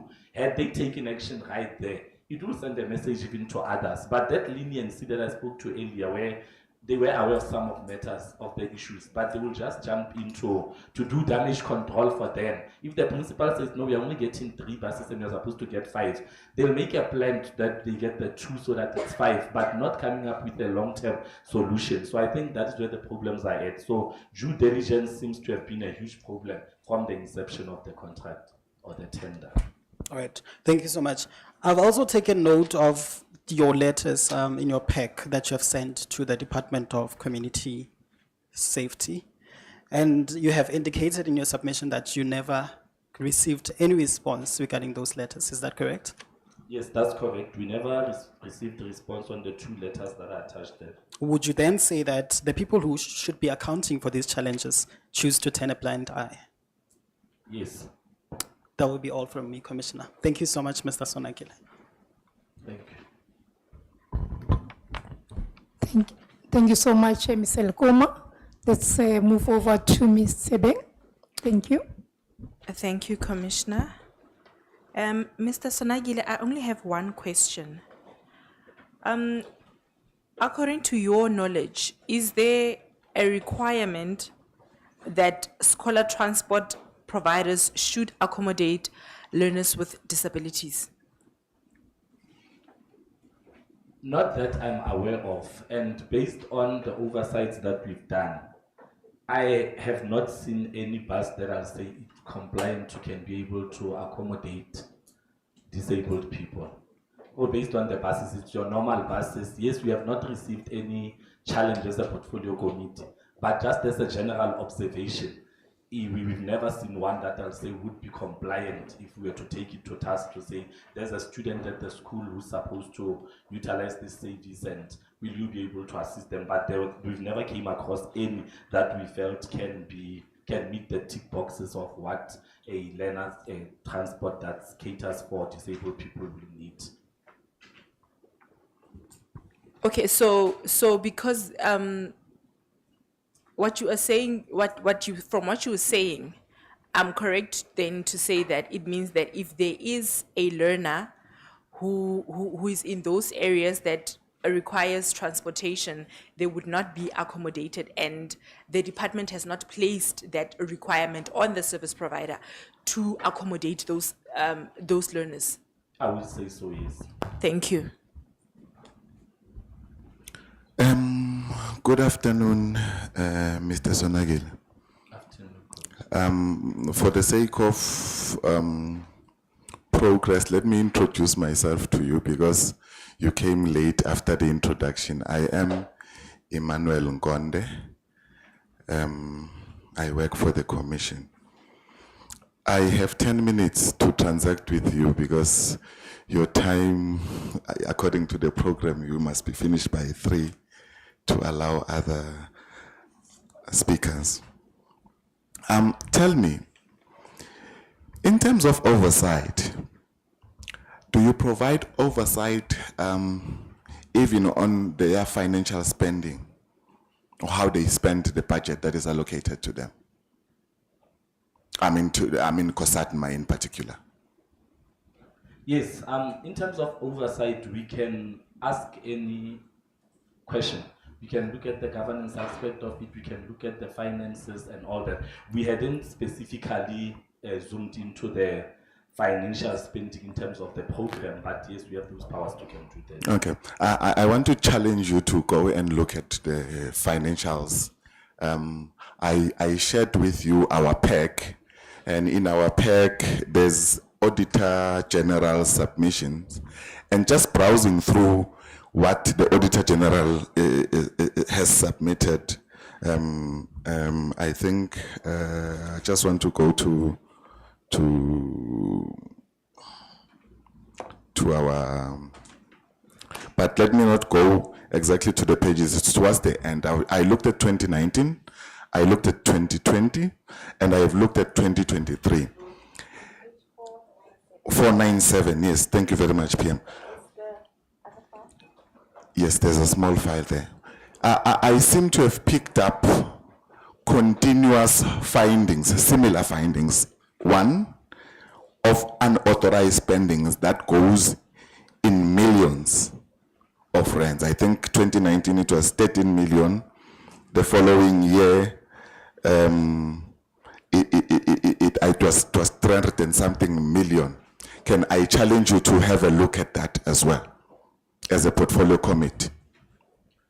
We will look into that, and maybe I must put a rider to say, you would know that we went into elections in 2024. So we are a new committee. What I will do is to also find maybe reports of the previous committee, because I know that annually we committees engage with the Auditor General, and some of these findings must have been discussed with the committee that set from 2019 to 2024. So we'll definitely do that. Okay, then let me come to this question. You indicated in your submission orally that they raised issues of budgetary constraints because they are saying, you indicated that 9,000 students, 9,000 some odd, are not able to be accommodated because of financial constraints. Is that correct? That is correct. One of the reports that are given by also Auditor General, there was an underspending of over 29 million. 504,000. To you then, with this revelation, does it really make sense that such a reason would be given? It doesn't. It doesn't, because one would believe, or based on the report that they had given, the 9,045 learners were actually identified by the Department of Education. And then when we probed the Department of Education about the figure, they said it is those that the COSATMA could not assist due to the financial constraint. So you can't have an underspending of 29 million and then come back and say you are having financial constraints. I think it's a matter that we will need to look into. It also goes into paying of service providers. You would know that we are currently sitting with a challenge, and on all engagements I've had with the MEC and the HOD, issues of your cash flow and budget always came up to say that at this stage we are even running at a loss, at a negative. You know, we're going to be getting accruals because we don't have money. So if indeed there's that underspending, then it's something to look into, and someone must definitely come even to the committee and answer for that. Okay, thank you very much. Just because of time now, it's a marathon for me, because I don't want don't want us to spend less time on the other speakers. You indicated that in one of your recommendations, you said that there must be a debate to reallocate. I use the word reallocate, or to move this program from COSATMA to education. Did I capture you correctly on that? Yes. Then has that debate taken place? I don't know whether it's the God's work or what, but that debate was today. That is why I came late here. I was participating in that debate in the morning, so it took place today. Yes, I thank you for that. It was me trying to get a confirmation for the media advisory that we received last night. So at least you put it on record, not me. I hope we hope to hear of the results later on. Look, in your submissions, in your submission again, you indicated that they've supplied you with all the suppliers that they are using in the department. And can I humbly request that you share that information with the commission? My reason for that is because we requested similar information from the HOD's office, and what we need to do is to compare whether they do match what we've been given. Is that in order? Yes, I'll definitely share the report within 24 hours with the commission. Okay, thank you very much. There seemed to be a problem with the MEC of COSATMA in particular from your evidence regarding lack of response to engagement engagements that or letters that you sent to him. Am I reading that situation correctly? I would say that it's not a straightforward type of question that will need a straightforward answer. There are other issues that they respond to, others they don't. Unfortunately, for these letters that are specific to your inquiry, they did not respond. We've had other issues that we've taken the department on, or that we oversee the department on, except scholar transport. But on scholar transport issues, especially on the request that we had made on the detailed explanations as to why there's not been consequences, on issues such as where the committee actually resolved, because now there are resolutions of the House, they were adopted to say specific buses, and we even gave them the registration numbers, ensure that you revoke those contracts, because we are aware and we have it as a committee that they are not compliant. We never received responses on those. So I think they choose what they would want to respond to based on the gravity maybe of the matter that we're discussing with them at that stage. Let's ask a question, a different question. Now that you are an oversight committee, do you have, what is your next step looking at the fact that they are ignoring this important question? Because we are talking about a right to education here, and from your evidence, it seems to be widespread. You are receiving messages now and again, and you've been on the ground. You've seen these things yourselves. You've not been told. What is the next step? I think we will have to, that question actually requires me and you to sit for 5 hours, because it has also politics in ensuring that there's consequence management. When a committee has done a report, that report is then tabled in the House. The committee will then decide whether the report will be debated or it is just for noting. The moment the House adopts that report, it becomes resolutions of the House. With resolutions, the rules will say that within 3 months, there must be feedback that is being given to the committee.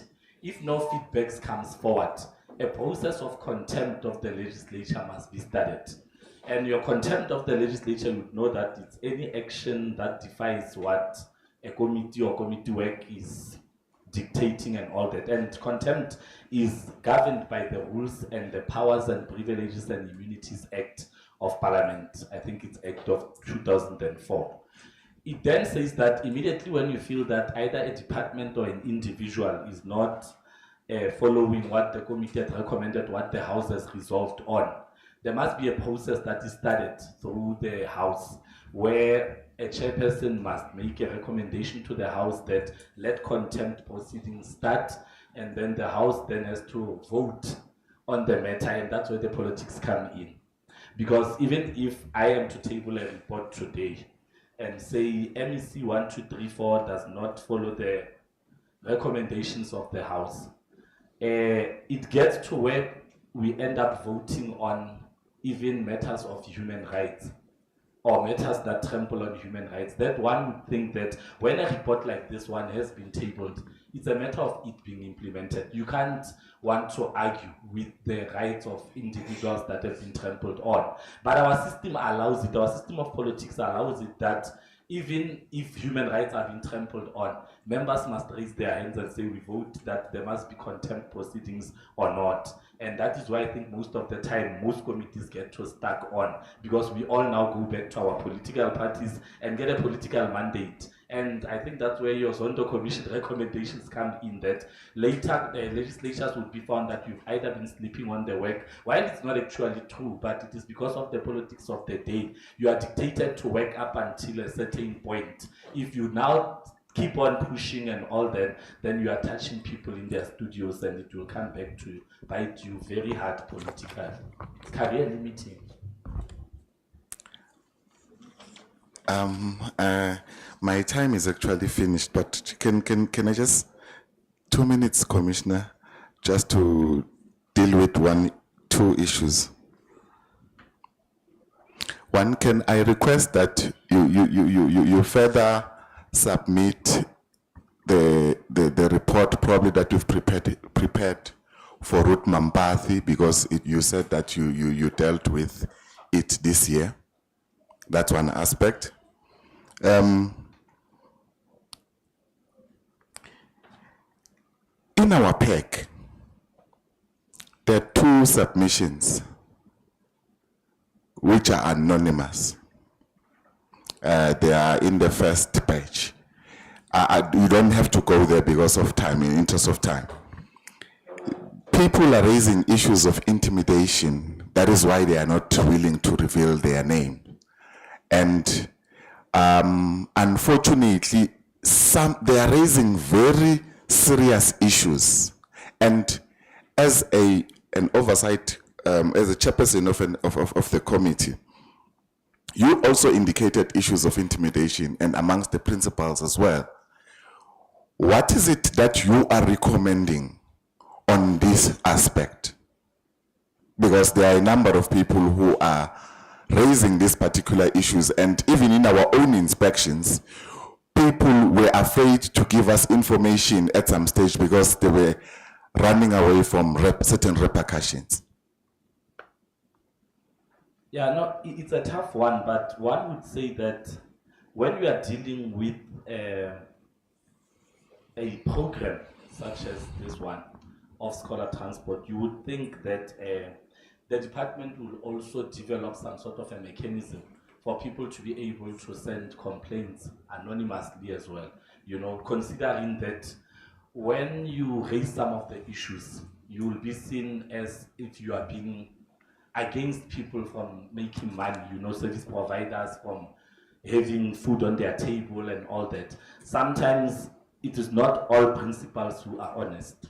Some of them, if you look at the buses that are operating in their schools and the fact that they've not reported, you then ask yourself to say, what is in it for this principal that he has said with these matters? So what I can propose in this regard is to say there must be some sort of a whistleblower system that the department develops where people can be able to freely take matters forward to them. And I think there must be a body that oversees also the work that whoever is responsible for that. I think in departments like your health and others with clinics and hospitals, there's that type of system where if you are not happy with an aspect of a service that they are providing, there's mechanisms that you can follow anonymously, either to lodge a complaint and all that. In this regard, with service, with scholar transport, I've not seen any of that, and I think that is why people would want to come to you and say, please do not reveal my name. And at times you would find some of these people are people who are direct beneficiaries, either who are supposed to be getting scholar transport as a service, and if they are seen to be raising issues, tomorrow they'll be penalized. Either they'll be taken that you're no longer going to get the service, because some people still believe it's a privilege and not a right. Others are even service providers, because when I started opening a can of worms on why sometimes payments are not made to service providers, some service providers will call me and say, I have also been not paid for 6 months or so, but please don't reveal my name, because what if tomorrow when I tender, they don't give me the tender because I speak a lot and all that? So maybe a system must be developed that looks into that, and maybe the department will answer if they have one or they plan to have one. Thank you very much. Pakedi Primary School.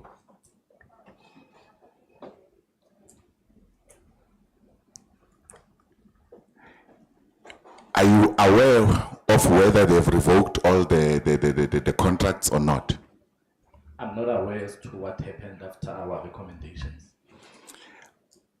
The commission visited Pakedi in January this year, on the 15th, I think on the 15th day of January when the schools open. And on that Friday, the 17th, a letter was dispatched, which is found on page, I'll just tell you the page. It is found,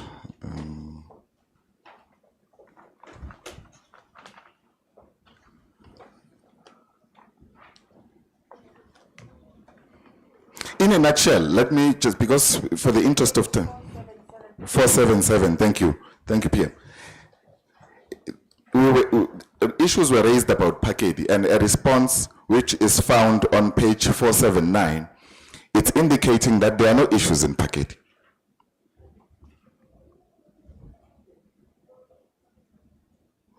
and unfortunately our team picked up issues to have a comment on that, because the issues that you found, the team seem to have found those issues being in existence. However, their response, which was done, was delivered or is dated 17 February 2025, is indicating that there are no issues there. Do you have a comment as my last question? Yeah, we've had the same experience as well as a committee, where we would go to a school immediately after leaving. I believe in writing letters on the spot so that matters don't fall off. You would write to the department to say we've picked up the following, and the response that will come, either verbatim in the meetings or what, will say that there are no challenges. So we've experienced that a number of times. Last year when we went to Parkgate, immediately after leaving Parkgate, when we go to the human rights and to the department, I even called the HOD to say this is a very serious matter, and we are told that these 21 learners are not even going to write exams because they've not attended for almost the entire year. And they were saying that no, it is not true. It cannot be there. So it was a back and forth between us and them to say we were there. What are you basing your argument on? But we've had that a number of times on scholar transport issues where you would do a physical verification. And at one point, I even said to the department that they are lying when they say they have monitors. Because how come these monitors never pick these issues up? That I can pick a school randomly now that offers scholar transport, and I would go and find issues there, and they will tell you we have monitors who do this. So I said you don't have these monitors, what there, you must fire all of them. Actually, because it means they are not working. But we've had that experience as well. Commissioner, let me edit there. The issues are many, but we will probably be dealing with submissions further than this. Thank you very much. Thank you so much, Ms. Nkonde Pierre. Yes, yes. Thank you, Commissioner. Indeed, your report, Mr. Sonabigla, it raises a lot of questions. Maybe the first question I should start with, the issue of why the complaint was referred to the commission by the portfolio committee. Because that's the first question I had, because I see the portfolio committee as an oversight institution and body like us, but then you chose to refer a complaint to us.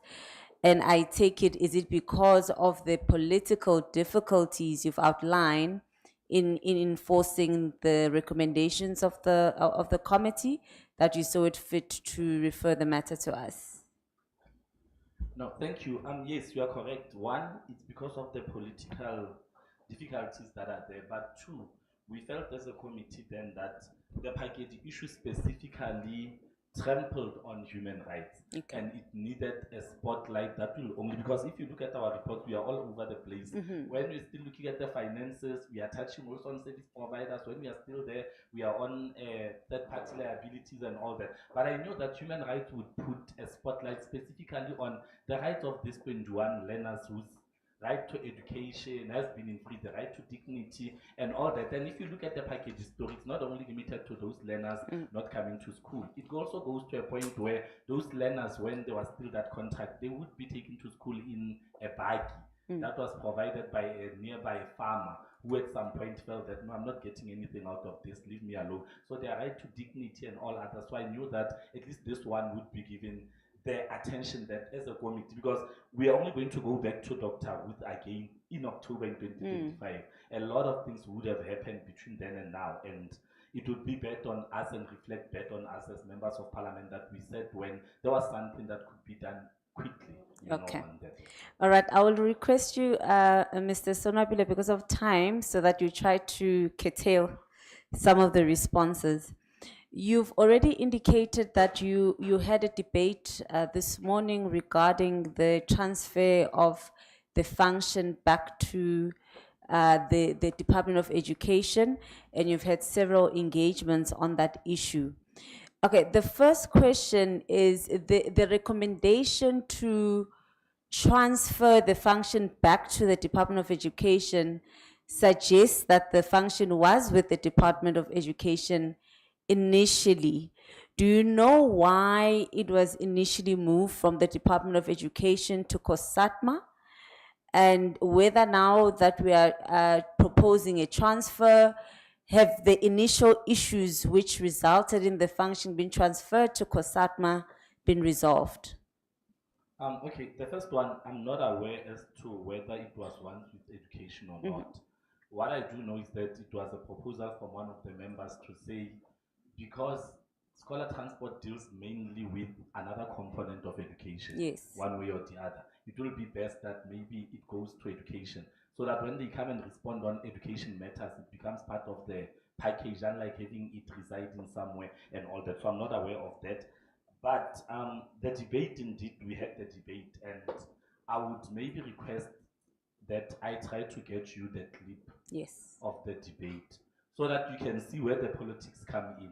Even the member who sponsored that debate today sang a different tune, because it was now reduced to politics, in a sense that someone was even saying that we are trying to create a fight between the two MECs. You are trying to get more budget for another department at the expense of the other. So it actually became a shame. It was no longer focusing on the bigger picture as to why was it proposed that it goes to education. The systemic issues and all this that needed to be dealt with. None of the debaters today touched on that. It ended up, it was political. You'll see for yourself. All right. And also linked to the discussion regarding the transfer of the function, because what I've been also trying to establish on my side is the legal basis for COSATMA assuming this function of providing scholar transport. Have you been able to establish that? Where, or is it just an arrangement that was, or is there legal basis in legislation which transferred that function? Yeah. I'm not aware of any legislation that speaks to that. I think it was an arrangement that was made in the province. I think because your transport functions lie with COSATMA. So I think they just took it that it is one of those transport issues that must be dealt with, because when we do commuter subsidies and everything, they are with COSATMA. So I think they took it from there to say anything that has to do with transport, take it to COSATMA because it deals with transport issues. But there's no legal basis. But the committee then, I think we once requested our researcher to also look at other provinces to see what is the situation. And we found that even with other provinces, it differs. There are others where it's with education, there are others where it's with transport. And the ones that where it's with transport, most of them were experiencing the same challenges as the Northwest. Okay. On page 43 of your report, you've outlined the processes that are followed, not you, but the department during that meeting outlined the processes they follow when awarding contracts. They outline all the safeguards that are in the service level agreements to ensure that the issues that we are reporting do not even occur. But of course, as you've indicated from your oversight work, there are lapses. And for me, I was really trying to understand if it is correct that all service providers are vetted. If it is, and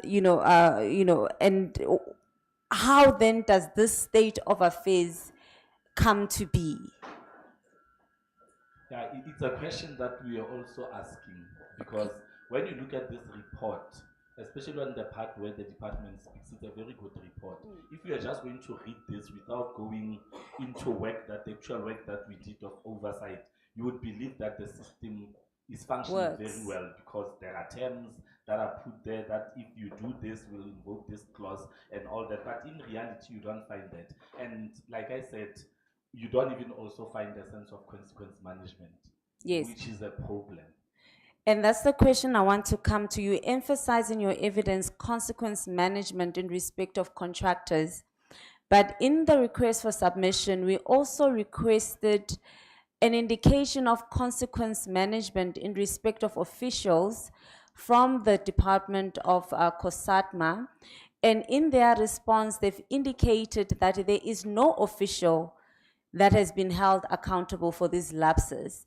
And when you look at the system, if there are officials doing their job, we shouldn't have these lapses.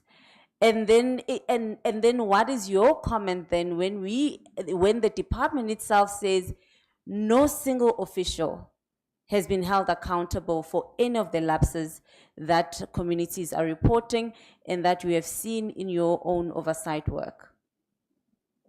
Yeah, that is one of the biggest challenges with all this. If you look at page 45 of our report, we have actually forced them to give us a list of service providers that they have invoked penalties on. And you'll see there's only 5 service providers that are listed there. And if you look at how big the scholar transport challenges are, it can't be that you'll only penalize 5 buses or 5 service providers when this issue is so big. And you are correct. We also asked about officials as well, and we were told that none of them has been charged. And just sitting where I am now and with the questions that you are asking me, I would say that the people who are supposed to do the daily monitoring must be charged.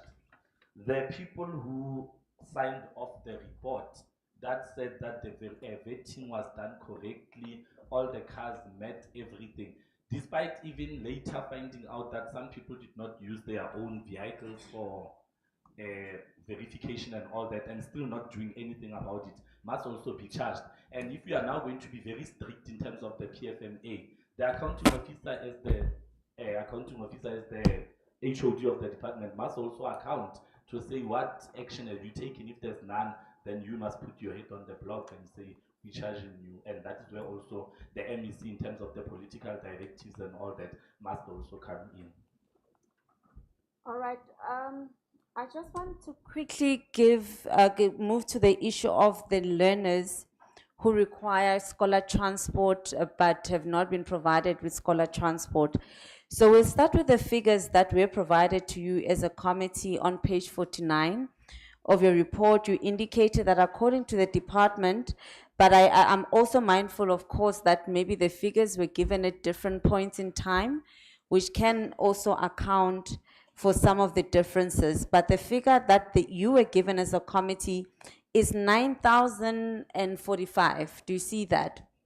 But when you page to page 136 of the bundle, we look at the figures that have been provided by the Department of Education as of, let me just check the date. Okay. As of December, the figure of learners who require transportation on page 136, paragraph 2, you will note there is 8,340. Do you see that? Yes. And then when you go to page 446 of the bundle, the figures from the Department of COSATMA,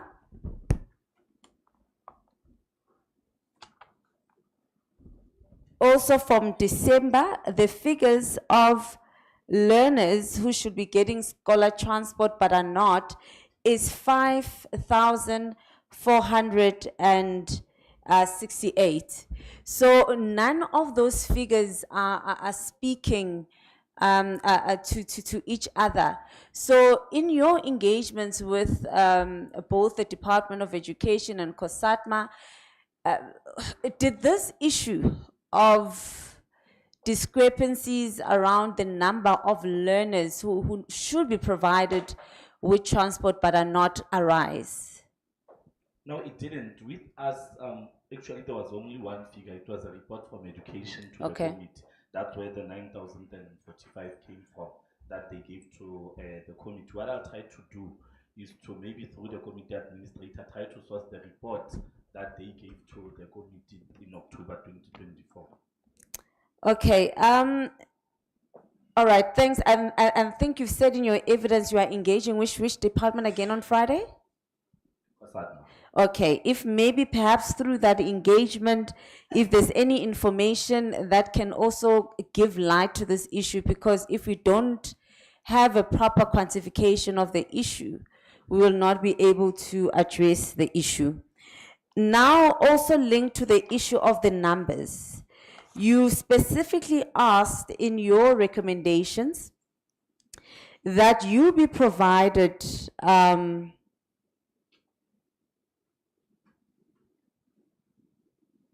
you've been provided with information by the Department of Education of where the 9,000, you're working on the 9,000 figure. Where are they? How are they getting to school? Is that report, have you received that report, or is it still forthcoming? Because you only said it's the system issues that were, the report was due this year.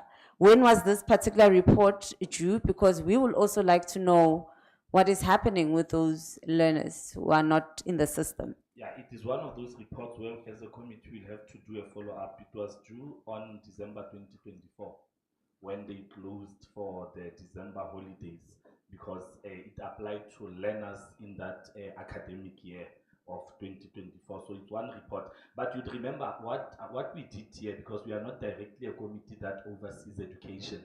We then did a joint with education. That's how we managed to get the two in one room. Yes. So I think through the sister portfolio committee of education, we would then request them to write to the department and get that report as per the recommendations. Okay, as I conclude, maybe let's go to page 50. I just want us to move out of this room being clear which recommendations have been complied with, which recommendations are outstanding. I think you've already dealt with 6.1, the debate which took place today. 6.2, you said you've received that information. Yes, on the list of service providers, yes. And you'll provide us with that for comparison. 6.3, the report you've indicated is still outstanding. You'll follow up. 6.4, the report on the 21 learners at Pakedi. Have you received that report? No. Of whether there's been catch-up program for those learners? You don't have that report. Okay, we'll perhaps ask the department when it comes to also assist us with that. Okay, we'll move to 6.6. Did you get the report of all the vehicles that underwent verification? No. Okay, it's still outstanding. Perhaps the department will then assist us when they come to give the evidence. Okay, penalized, I think you said you were, the list of service providers that were penalized, you have that information. List of providers contracted in other provinces, do you have that list? No. Contractors who are in an informal arrangement, do you have that list? You don't have that list.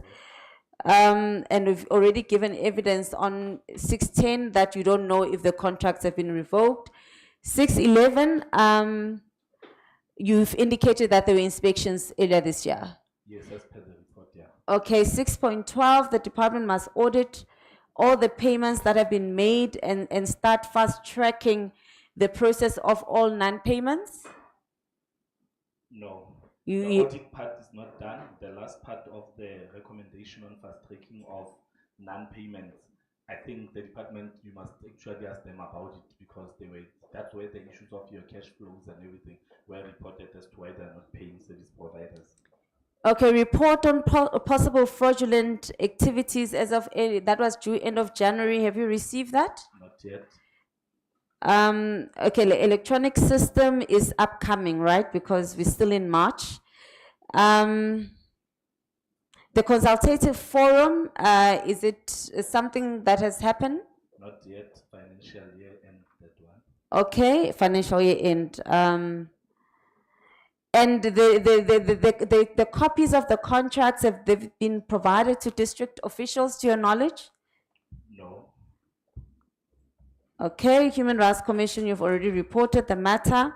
We've already dealt with the report of the learners unaccounted for.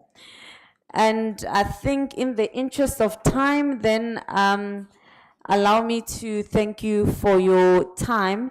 But maybe as a parting shot, we've gone through a number of the recommendations, Mr. Sonabile, and from what I could count, I think it's about 3 of the many recommendations that you've made out of 19 that have been complied with.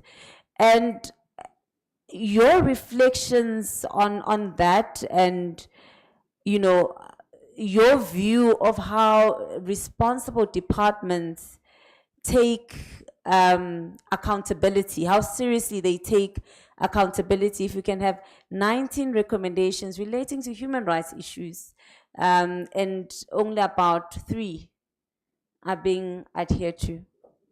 Yeah, it says a lot about public service in general that is being administered in the province. But then again, it also talks to issues of consequence management, as I've said earlier, that things are just taken as a by the way, you know. But again, it also makes one ask deep questions of issues of mandates. And I think that is where the issue of the debate on education versus transport come in. There's nothing legally binding COSATMA to deal with scholar transport issues. But with education, because their core function is to deal with children and all that, even their values are aligned to being sensitive to children and all that. You won't expect the same with transport, and maybe that is why they don't see the seriousness that we sometimes see. And that is why at one point we pushed and called for the two of them to be in one room. And you could tell from the tone and the way that the responses were coming that for the other one, it is more of a business transaction, that we are contracting this person to come and do this service, and we just want to check whether the service was performed, and then we pay. But for the other one, it goes deeper than that, because it also talks to your results at the end of the year and all that, that if this child does not get to school and all that, COSATMA is not concerned about that. COSATMA, to them, it is this project of scholar transport. We have to ensure that there's value for money and all that, and you can go to town as to whether they complied with checking that value for money and all that. But it says a lot about vision and vision of mission of the two versus one another, and whether it is correctly located, maybe as a debate to be taken forward. Thank you so much, Mr. Sonakile. Mine is just one. You have been referring to consequence management. So as the portfolio committee, is it not so that you can summon the department to an engagement wherein you would then find out what they've done in respect of their obligations, but not only the department, you can also go as far as the MEC and ultimately ultimately then report to the NCOP if you feel that still the MEC is also falling short of his or her mandate insofar as it is concerned. No, you are indeed correct, and that is still going to happen. You would know that the financial year end of departments, it is end of March. In terms of the plan that the committee has, is to say that from April, when we do our program, we will need to call COSATMA now to answer on comprehensive issues, this report included, where we'll take them one-on-one now to say, have you achieved this and all that, because there were differing time frames that were attached. But it's still something that the committee is going to do. As to whether we'll be able to push it to where it can get in terms of what the legislation is saying in terms of your powers and privileges is a topic for another day. But we are definitely as a committee going to call them and say you have failed on the following, and even make a recommendation to say in terms of contempt of the legislature, which is a criminal offense, this must happen, and if the committee must go and lay charges, we would do that. But as to whether the legislature, after it gets tabled, would do all other processes, dates, and other stuff, but we'll definitely summon them. All right, but at least it is almost soothing to know that there are measures in place that can be used. The only question is whether they are going to be used, which is really the narrative that is out there, especially when one talks about government departments. That is true. Let me not even let me not even go further than that, because even the summoning part in April, if I'll still be the chairperson of that committee. So, But thank you so much. You have really made an invaluable contribution to the process. Thank you so much. Keep up the good work. And we would want to then know, when can we get some of the information that you have alluded to, that you said you do have in your possession, or you can find for us? Are we able to put a time frame to it? yeah, let's say within 24 hours, because these are reports that we have. Through our secretariat of the committee, I can get them. I know the ones that I've noted, but if there's more, I would appreciate if they can be written to me to say this is what we still need. But I've noted the list of service providers. I said within 24 hours. I've noted the report that the Department of Education presented to the committee, where we got the figure of 9,045. Those ones are definitely, when I leave here, ensure that the secretariat of the committee sends that to the commission. Thank you so much. Thank you. You are excused. I don't even want to ask them. I'm sure they'll still have more questions for you. But thank you so much for availing yourself this afternoon. You're excused.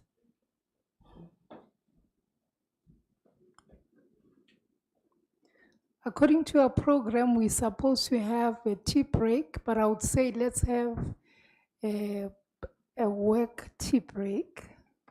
So there is tea at the back.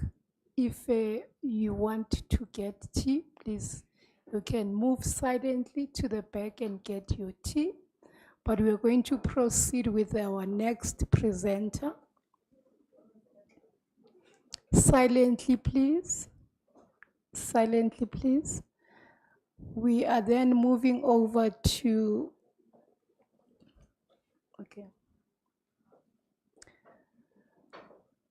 the Treasury.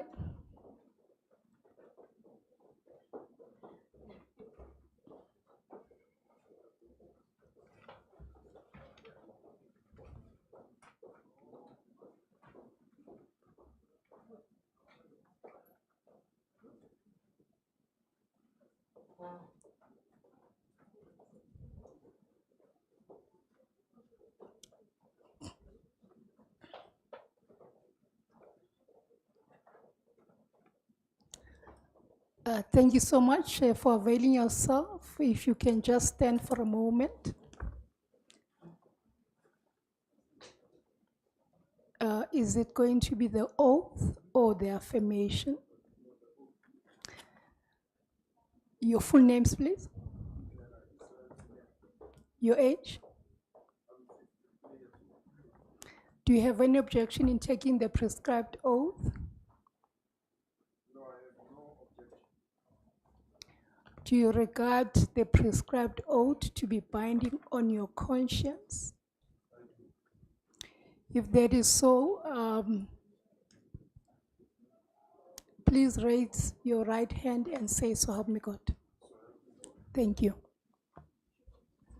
You may take a seat. And the telecom. Oh, this one, it is going to be Mr. Nkonde. All right. Mr. Nkonde, thank you so much. Thank you very much, Commissioner. Good afternoon, Ntate Kumete. No, sorry, I was about to ask because in Nguni it seemed like it's two surnames. So my apologies for butchering your surname. I see you've brought yourself a nice small document to make your presentation. No, you can use it, but for the purpose of this inquiry, we've prepared a big document next to you. And I think your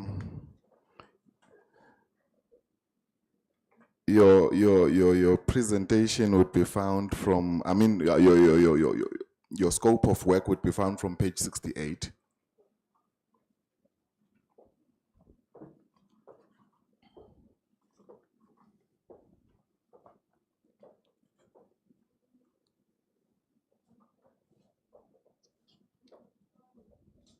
And then your submission starts from page 72. Without putting any limitations to you, can you take us through what you have prepared as a department based on the request that we sent through to you from page 68? And then after that, we would then have an opportunity to discuss what you've submitted. In terms of our program, you are allocated 45 minutes.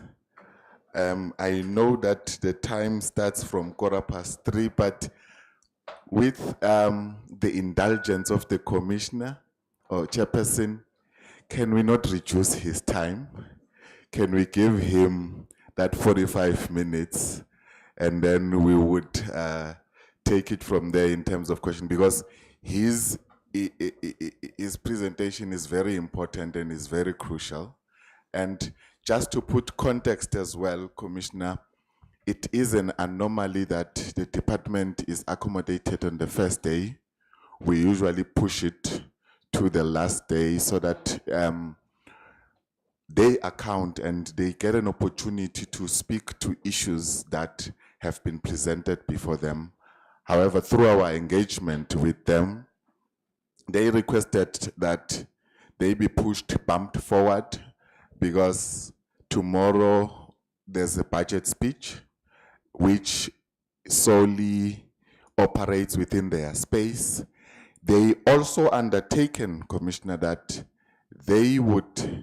their team would remain in attendance. If there are any additional issues that requires their attention, an additional written submission would be received from their office. Thank you very much, Commissioner. No, it is in order, Ms. Sekonde. You will still be afforded the time is allocated in terms of the program. Thank you. Thank you very much. Sir, can we begin?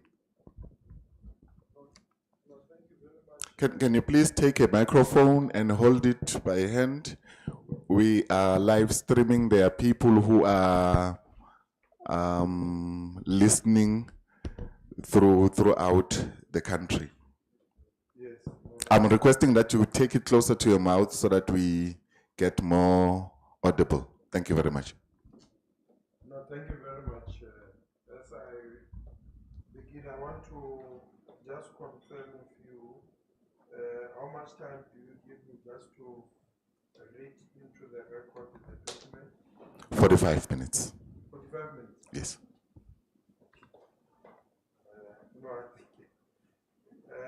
No, I think, let me start. I wish to indicate that as per the notice and inquiry letter dated the 27th of January 2025, insofar as it relates to the complaints received by the Commission on the challenges of the provision of the scholar transport in the Northwest, we, as part of our submission, started with the background. And in the background, we are indicating the provisions that establishes the provincial treasury. But quite importantly, we are indicating the provisions and powers and functions which obviously are provided in the law in terms of the work provincial treasury. On page 73, in terms of the discussions, we are referencing it to the South African Human Rights Commission Act, wherein we were requested to make a submission as part of the investigative inquiry. We want to indicate that given the challenges of the scholar transport in the Northwest Province, and the high spending on providing such scholar transport expenditure by the Department of Community Safety and Transport Management in the year 2018 and 2019 and financial years, the Provincial Treasury, as a consequence of some of the concerns which were raised around scholar transport, undertook a comprehensive scholar transport route verification across the province, and we used the services of our provincial internal audit. I must just indicate to the Commission that our internal audit is a shared service, and as part of their responsibility, they are looking at all the departments except the Department of Education. The primary objective of the scope of the route verification was to provide what we consider to be an independent, reasonable assurance to COSATMA that the scholar transport routes paid by the department were accurate in terms of the following: 1, operators performing the services, number and types of transport used by the operator, the actual services rendered as determined based on the verification. Amongst others, the PIA Scholar Transport Route Verification Report concluded with the following recommendations. A, that the service level agreement must include detailed route descriptions as a key control, that the department must at least on a quarterly basis perform reconciliation, controls must be in place, specifically the basic level of internal controls that must be applied by the Department of Education on the validity, completeness, accuracy of monthly statistics, and similarly COSATMA must use this information as a reconciliation and substantiation tool verifying operators rendering the service and number of learners. It is important to note for the Commission that it is always important for the Department of Education and COSATMA to work together insofar as it relates to this function. Towards the end of 2018, service monitoring firms were appointed by COSATMA on the verification of the new, and as part of the MF exercise was similar to the 2019, but in addition they were required to identify and make recommendations on services provided to non-qualifying beneficiaries, services that should be rationalized, and services that should be terminated, and in consultation of the relevant stakeholders.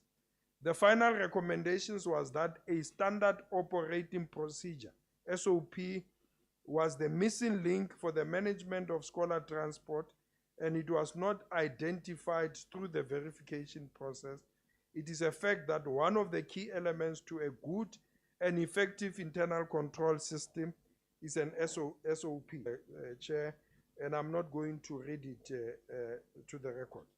Funds allocated for the scholar transport program in the Northwest, we are providing an indication over a period of 6 years of how we have funded the scholar transport, and the last 3 columns provide an indication of the MTF allocation in terms of the scholar transport. As a matter of fact, is that in the next 3 years, we would be spending in excess of 1.2 billion in terms of this expenditure item. And I need to bring the Commission's attention to the 2022-23, and as a result of the intervention by Treasury and having worked with community safety and transport management, it was considered appropriate that their allocation should be adjusted upwards. And that is the reason why you would see that the amount would have been higher. I've already spoken on page 75 to the table which shows the audited outcome for scholar transport. However, I want to indicate that from 2021, 2020-21, 22-23, we observed a decline in the accruals of pockets of underspending. These are the years when COSATMA was also making efforts in implementing the recommendations of other reports on sound management of scholar transport, including the report of the internal audit. We reflect on the challenges of the funding of the scholar transport in the Northwest, if any. The Provincial Treasury, following a benchmark analysis with other provinces through the Government Technical Advisory Center, which is commonly referred as the GTEC Expenditure Review Analysis, reports increased the baseline allocation for scholar transport from 300 million to 450, amounting to 1.3 over the MTF.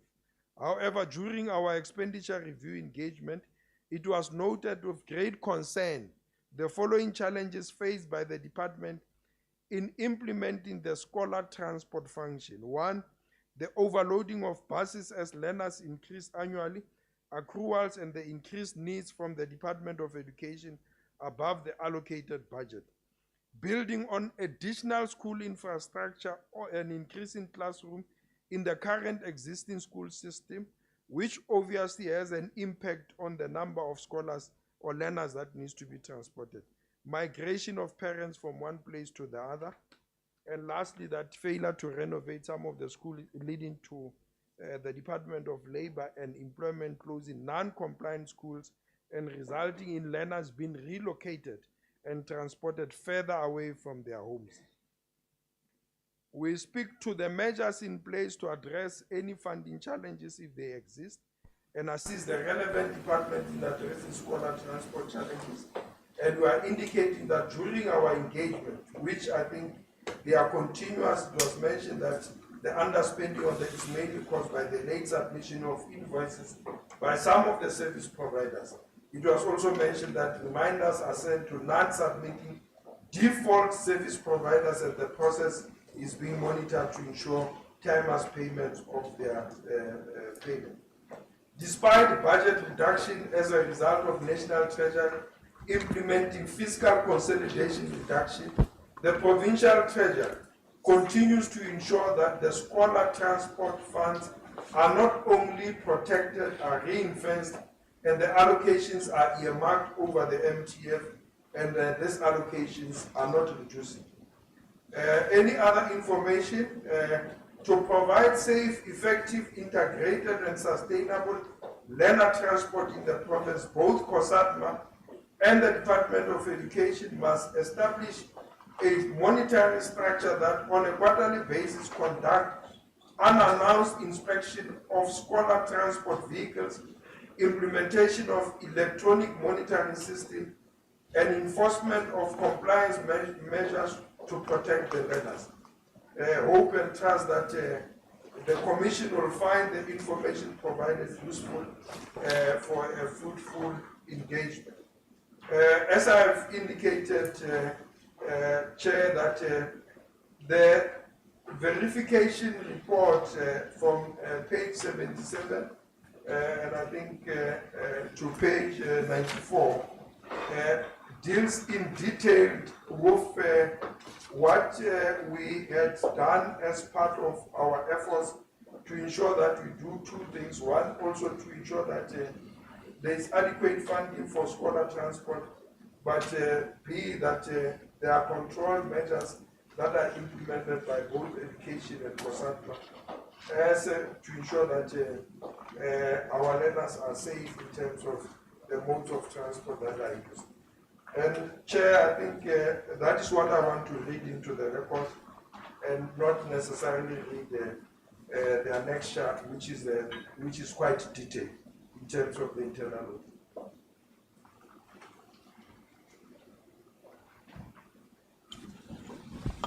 Thank you very much, Mr. Gnene.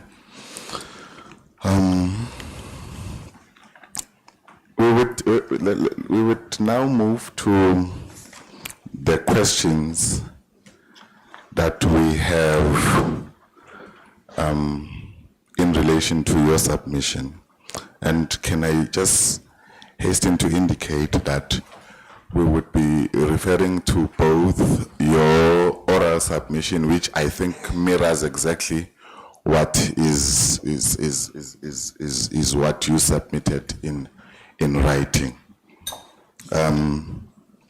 I'm not a numbers man. You will help me with numbers. My mathematics is very limited at some point. Can we start with your mandate? What is your mandate as the department? I think in brief, largely it's about facilitating funding to government departments insofar as it relates to the provision of services. That's the first thing. It's about allocation. Secondly, I think it is the responsibility of Treasury to largely provide reports on the financial performance of the departments. And I think the last part, we are also expected to provide support to the departments insofar as it relates to the provision of services through financing. Okay, thank you very much. Before we move on to delve deeper into the issues that you've raised, can you unpack what support you are indicating or you are speaking about in your last submission and in what you just said last? We have various programs, support programs. Just to be in brief in terms of structural arrangement, is that we've got what we call the budget office. In the main, they provide support to all the departments insofar as it relates to the preparation of the budget, including but not limited to issues of reporting, both in terms of capacity and both in terms of any specific request that would be required by the department. That's one part. And I think probably that's where the Commission's interest will be. But something that is obviously we do as part of our accounting support program through the Accountant General, we've got a responsibility to support the department with the preparation of AFS as part of ensuring that we enhance the accountability leading to the preparation of the AFS, generation of the annual report, and presenting them. The other part, we run various training and capacity initiatives as support to support the department in terms of knowledge, skills, and the capability to manage the finances of the department. Okay, thank you very much. And then, what are your limitations as the department in terms of you issue a report, is not followed? What can you do? I think maybe let me, in answering your question, is that there's an important provision of the PFMA which brings in the accountability process much more clear, and that is section 88 of the PFMA, which indicates that the responsibility of the accounting officers to account for the utilization of government resources. And I'm going to come to your question in terms of the limitation. So the legislation envisages a situation where primarily the accounting officer should account for the rents and cents in the department. And in instances where treasury have to provide support or intervention and their limitation, and those limitations comes as a consequence of us not being legal, being able to take over the responsibility of the accounting office, unless obviously directed by the Executive Council. And that has to do with the provision of the Section 80 in terms of what we can do. To say that the Section 18 provides that in instances, and some of them they are extreme, in instances where there are issues and we feel that these issues are beyond us, in the extreme cases, we can withhold the funds of the department or an entity. But that is catastrophic. I mean, in terms of what is envisaged in the law. But the limitation is largely because we can do so much in terms of the legislation. And beyond that, it's an issue of escalation. Not necessarily because we cannot perform the responsibility of another accounting officer. Okay. Okay, thank you very much. Now, I want to take you to that extreme. Section 18. Yes or no answer. Have you exercised it before? Yes, yeah. Can you please elaborate on when did you exercise it? It might not be in this specific instance. I mean, we have exercised it in the Department of Health in the past. Can you please use the microphone so that... I'm saying we have yes. exercised it in the past where we, even in public works, where we took some of the responsibility. But it was as a consequence of the decision of the executive, because it means that decision. Okay, thank you very much. We are still there on the withholding of funds. What would warrant you withholding funds on this program? On Scholar, On Scholar, yes. under the circumstances, I think we need to consider the implication of holding it in relation to what is expected. Put differently, or you are not answering my question, let me just be frank. What would be that extreme that you would have to withhold funds? We have not come to the conclusion under the current circumstances to withhold funds for Scholar. I don't think that is the question that I've asked. Maybe just put Yes, the question is lightly, the instances that might not have happened yet, but instances that have already been predetermined, wherein you can withhold funds. That's the question.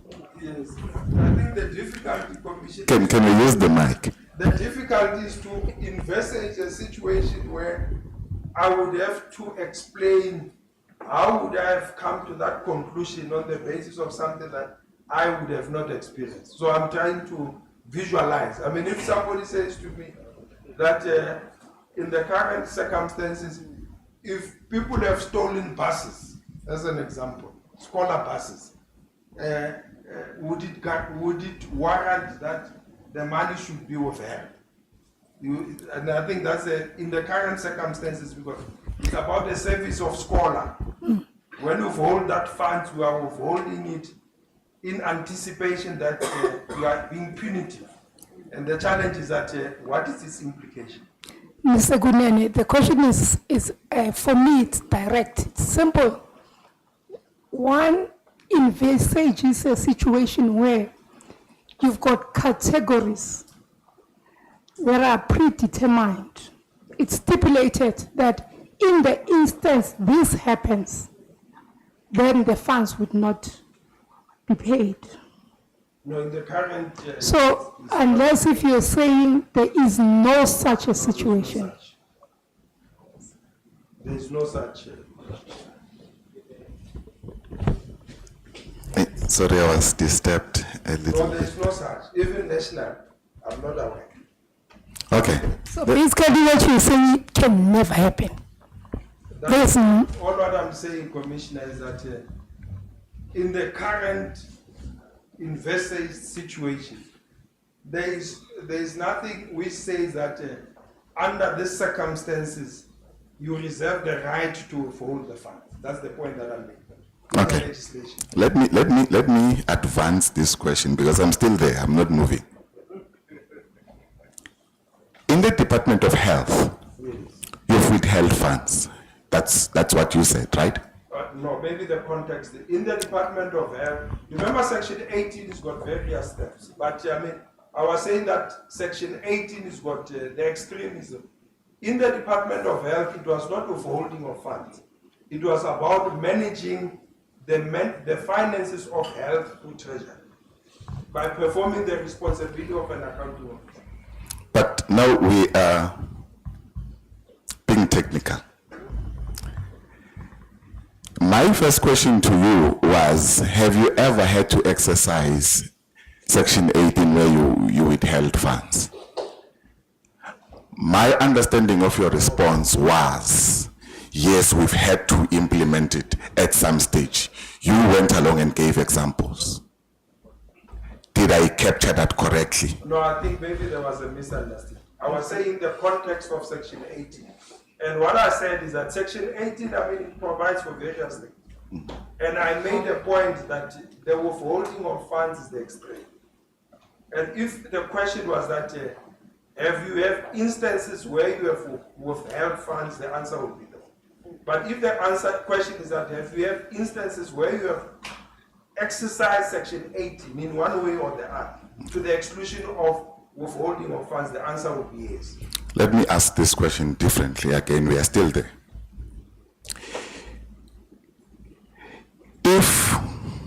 No, let me be direct and not go to, can we go to the PAC? I want us to go not to your submission, to the ages report.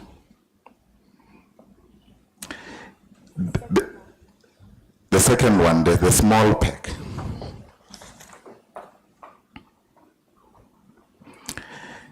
There are instances, I want to take you to a page 498.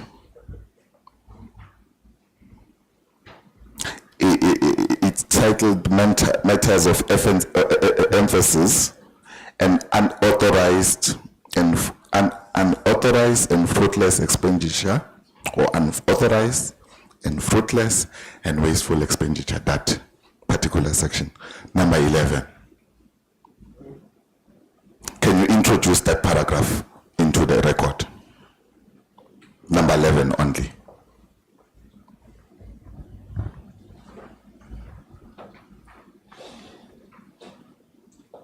No, I wanted just to check is for which year.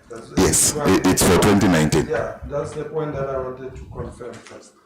In terms of that paragraph is matters of emphasis, which obviously, as indicated, is not modified in respect of this matter. In other words, the age is bringing the attention of the... No. My question was, can you just introduce it into the record, because not everyone has the pack. Oh, I must read it? Yes. Oh, okay, no, remember... My apologies. My finance, when you say... I understand that. I understand. Yes. I will now try. read it, Chair. I draw to the attention to the matters below. My opinion is not modified in respect of these matters. Unauthorized and fruitless and wasteful expenditure, as disclosed in note number 11 to the financial statements, unauthorized expenditure of 13 million in respect of prior years has not been resolved. That's the first. Okay, that's the only part I want on that context. If there would be such a spending which is unauthorized, would it not justify invoking Section 18 in whatever form, whether you withhold or whether you take over the function in order to render support? No. Let's go back then. What would be the circumstances where you would invoke and take over and give support? As I said, Commissioner, I wouldn't be able to invest. But the answer in this instance is no. But all what I'm saying is that the legislation is not saying that under these circumstances you can withhold funds. Okay. Yes. I'm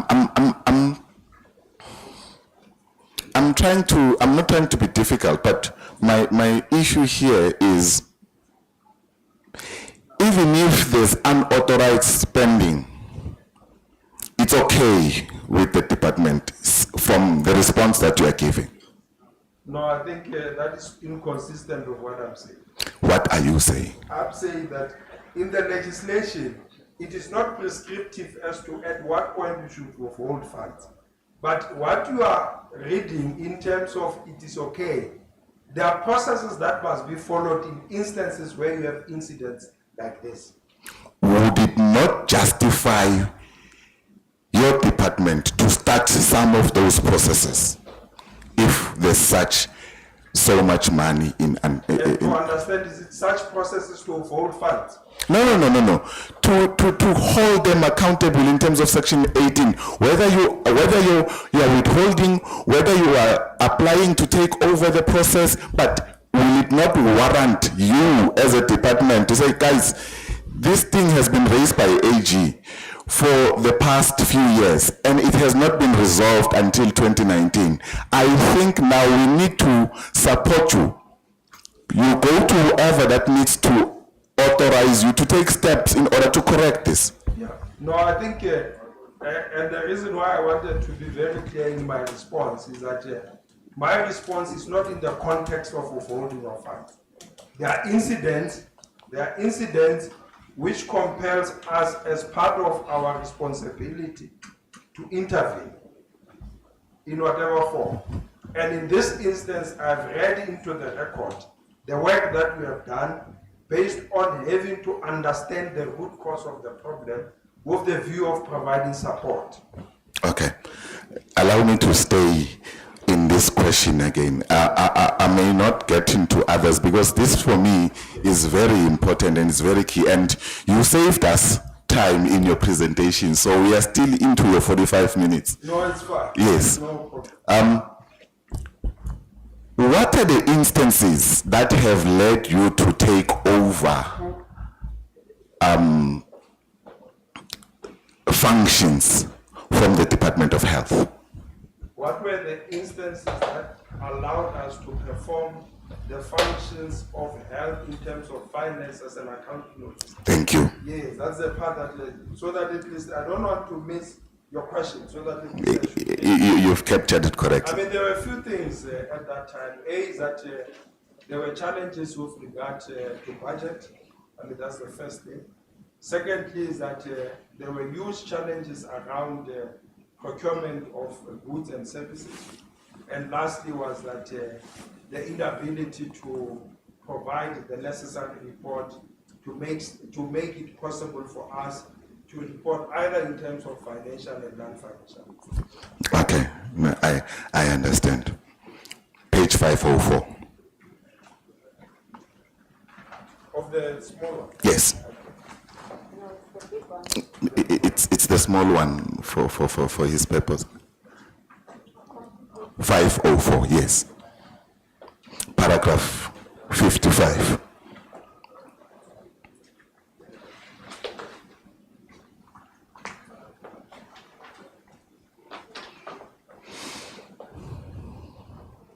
Can you read that paragraph into record? The Special Investigative Unit, SIU, was mandated to investigate irregularities and maladministration. No. Which one? 504. Are you on 504? Oh, I'm on 505. No, 504. Paragraph 55. Okay. The department paid scholar transport suppliers directly without following procurement processes as prescribed by the Treasury Regulation 16A 6.1.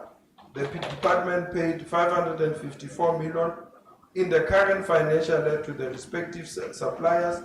The payments made to the suppliers is likely to result in material financial loss as the price paid for the scholar transport is significantly higher than the market price. The accounting officer... Let's stop it there. Okay. Yes. Let's move to paragraph 56. Can you also read that into record? Payments of 554 million were made to scholar transport suppliers in the current financial year. Effective internal controls were not in place for the approval and processing of these payments as required by Treasury Regulations 8.1.1, resulting in some suppliers being paid for services not delivered. Thank you. That- Let's leave it there.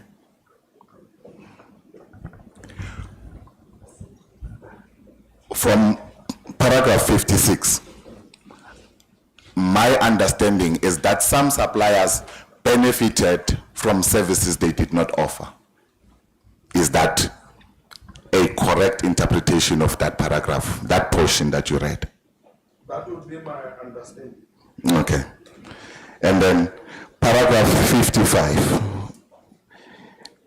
is also speaking to direct payments without following proper procurement procedures. Is that my understanding? Is my understanding of that also in line with yours? Quite correct.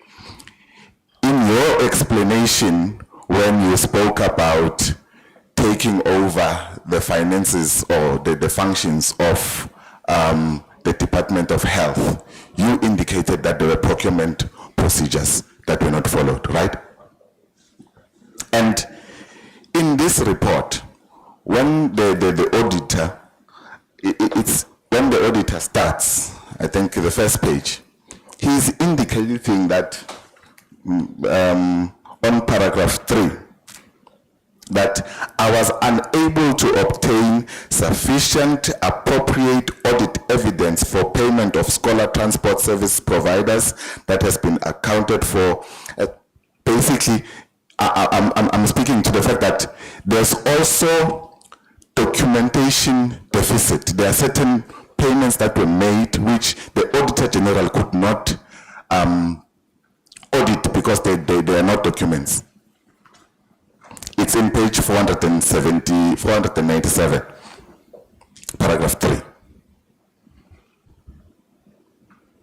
That's what I'm saying. So there are 2 instances now. Procurement procedures have not been followed. That is the first part. People have been paid who have not rendered services. 3, there are not documents to support some of the payments that have been made. Is it not justification enough to invoke section 18, specifically the one you referred to, comparing it directly with what you submitted regarding health? No, Chair, I think if you need to appreciate and contextualize the issues of health in relation to this one, because I think I get the sense that the narrative now is to use the health without that information and equate it to this one. But let me answer the question. I thought that I should just make it clear. Thank you. The second one is that the context of the AG, and I think I get a sense that because if the questions was about the AG report in relation to what I've presented, and the extent to which we have fall short in terms of section 18, it should come that way, as opposed to raising a matter that relates from the AG's report. And the expectation is for me to give an interpretation of the AG report in the context of section 18, which obviously creates a challenge. But let me answer the question, Chair, is that it is not, you look at a whole host of issues in terms of issues of section 18. It is not incidental. It is not one thing. A combination of many things. And in this instance, I've already read into the report that efforts were made as part of the verification. Some of the issues that are being raised by the AG, just to be specific, the objective of the verification was to do, amongst others, any other general compliance as determined. And it would include issues of SCF. And the intention was to deal with the root cause so that when you go to the next bid, that's what the intention is, that all these other issues that are obviously of a challenge, they are addressed. And that is the reason why, if you look at the recommendations of the internal audit, they speak directly to the challenges that are raised in the AG's report. Okay. I will leave it and make my submission towards the end. I think I've over-exhausted this part, and I don't think we are finding each other or we are agreeing on this aspect. The verification process.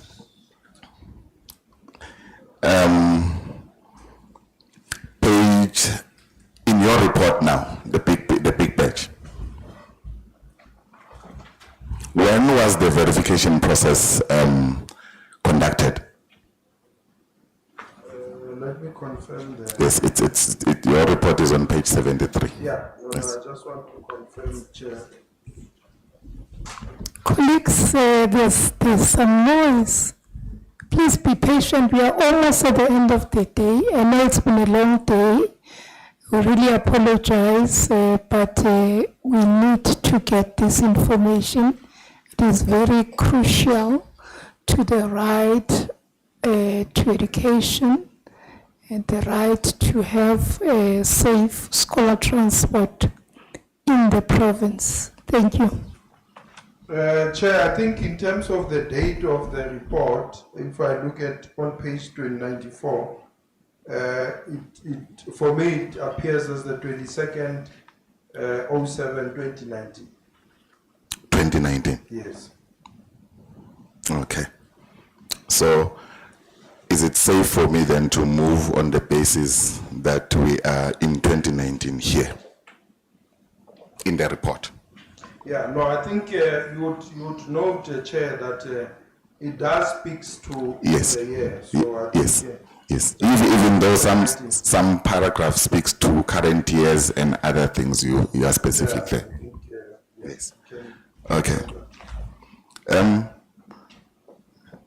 Thank you for that.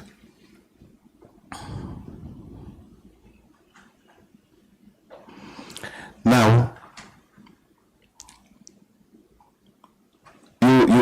paragraph C of page 73. Yes, of page 73. You introducing your recommendations, right? Yeah, no, I see it at the bottom. Yes. From 2019 to date, can you put it on record on all these? Maybe let's go to them one by one. COSATMA must at least, on a quarterly basis, perform reconciliation between the various sources of information to identify and address discrepancies. I mean. That is page 74. Has that been done? Chair, I would not vouch to the fact that it has certainly been done to the extent to which it was captured there, but I think we can confirm, because I mean we have not done a confirmation in terms of the extent to which some of the issues which were raised in the report have been addressed. Okay. Yeah. But I think we can do a submission in terms of confirmation. I just don't want to speculate. Okay. I don't mean to be disrespectful with the question that I'm going to ask you. Yeah. I'm asking you in the most humblest sense that I can gather. Is there a reason why the department submitted a report speaking of 2019 when we are in 2025? Maybe in 2025, yes, okay. yes, yes. No, I think maybe just to give the context, because I think probably out of the understanding of what we are requested to do, and the reason why we had to look at that important report of the verification, it was out of an understanding that if we were not going to look back at some of the major challenges that resulted in COSATMA having challenges on the front, particularly, because part of what we are trying to do was to establish what we consider to be a credible baseline. I'm talking about from a budget perspective. I think that was the main and our understanding probably was to give the commission a sense that at a particular point there were challenges in terms of the funding of the scholar, which is still the case. Mm-hmm. And we wanted to cast our eyes back and look at what is that we would have done in the past before we deal with the current. Mm-hmm. And I think that would have been said. But I mean, if the question was that give us a sense of how you have dealt with the scholar transport since the implementation of, or since the report.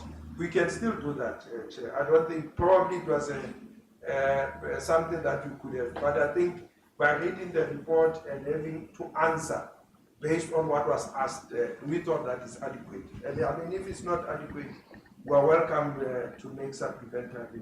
I don't think it's a problem. Through you, Chair, can I request that we receive a more updated report?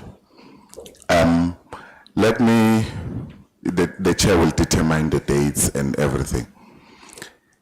From these recommendations, because I think your first response to the first recommendation is giving me a feeling that you might not be aware if any of these recommendations might have been implemented. Quite correct. You are the accounting officer, right? Sorry? You are the accounting officer for the Department of Treasury, right? Yes. Yes. And, not for COSAP. No, yes, for COSATMA, yeah.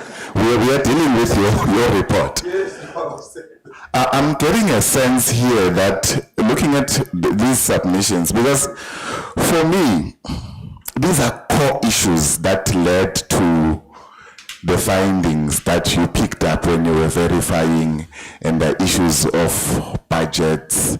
And you, through your admission, you are saying there are still issues. Is it correct? There are still issues. Chair, you know, part of what we are dealing with in terms of scholar, apart from the issues of the budget, and I think the point will arise which relates to the efficacy of the service, whether there is value for money. But at the core of what we are trying to do and address in the first instance, because in many instances, Chair, and I'm taking long, in many instances when some of the challenges that are service related raised, the issue that is always raised is a funding issue, budget issue, and that's the context. And I think probably our approach to the question would have been that to deal with what is that we have done as Treasury to support COSATMA in its effort to provide service of education in the context of the funding. You understand? And I mean, if the question arises that what is that from a service delivery point of view, those are the things that you would have picked up, and those are the things that you would have addressed as part of the implementation. That you could submit the separate report. And I think that's the context in which I would have read it. And I think that's the emphasis that I'm putting. Okay, no, it's fine. I think it will fall from part of the supplementary thing. The point that I'm trying to drive here, to me, it would have made sense to reflect on what is happening. Maybe this year you've not done anything, but to give a sense of the challenges as of 2024. This report to me paints a picture of hit and run. You did the work, you looked at, you recommended and left. The recommendations are gathering dust somewhere.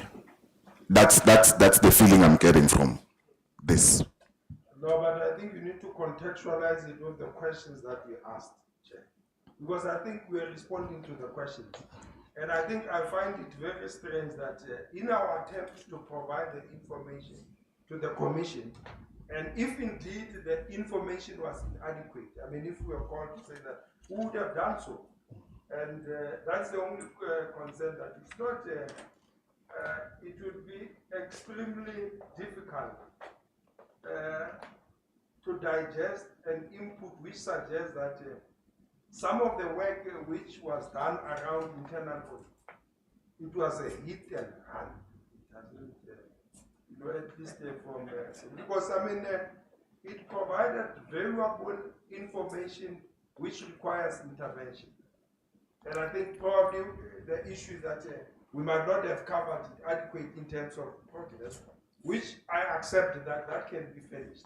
Yes, I understand that, and I apologize to you for sounding crude, but to me it still remains that it sounds like the report is gathering dust because you haven't revisited to look at whether they have corrected these mistakes. That is my thing. Let's move on. And I may have left you behind. We're no longer dealing with now the financial aspect of things. We are dealing now with the global issues in the scholar program. Yes. There are issues in your report, particularly 74 in that table underneath. There were issues of underspending.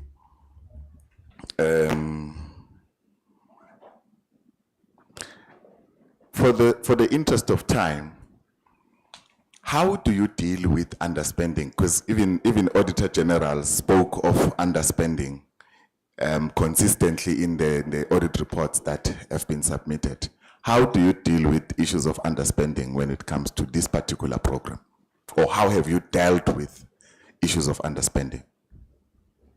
An underspending of this program, I mean it might, by the end of the, let me be specific, because I think, so that we should not speak in parables. So you would note that, let's go to 2020-21. You would see that there's a variance there, which is 8.1, which is an underspending. But in actual fact, the challenge that you have is that it's not necessarily an underspending. It is an underspending based on the expenditure against the budget. But in reality, is that the department were sitting with accruals.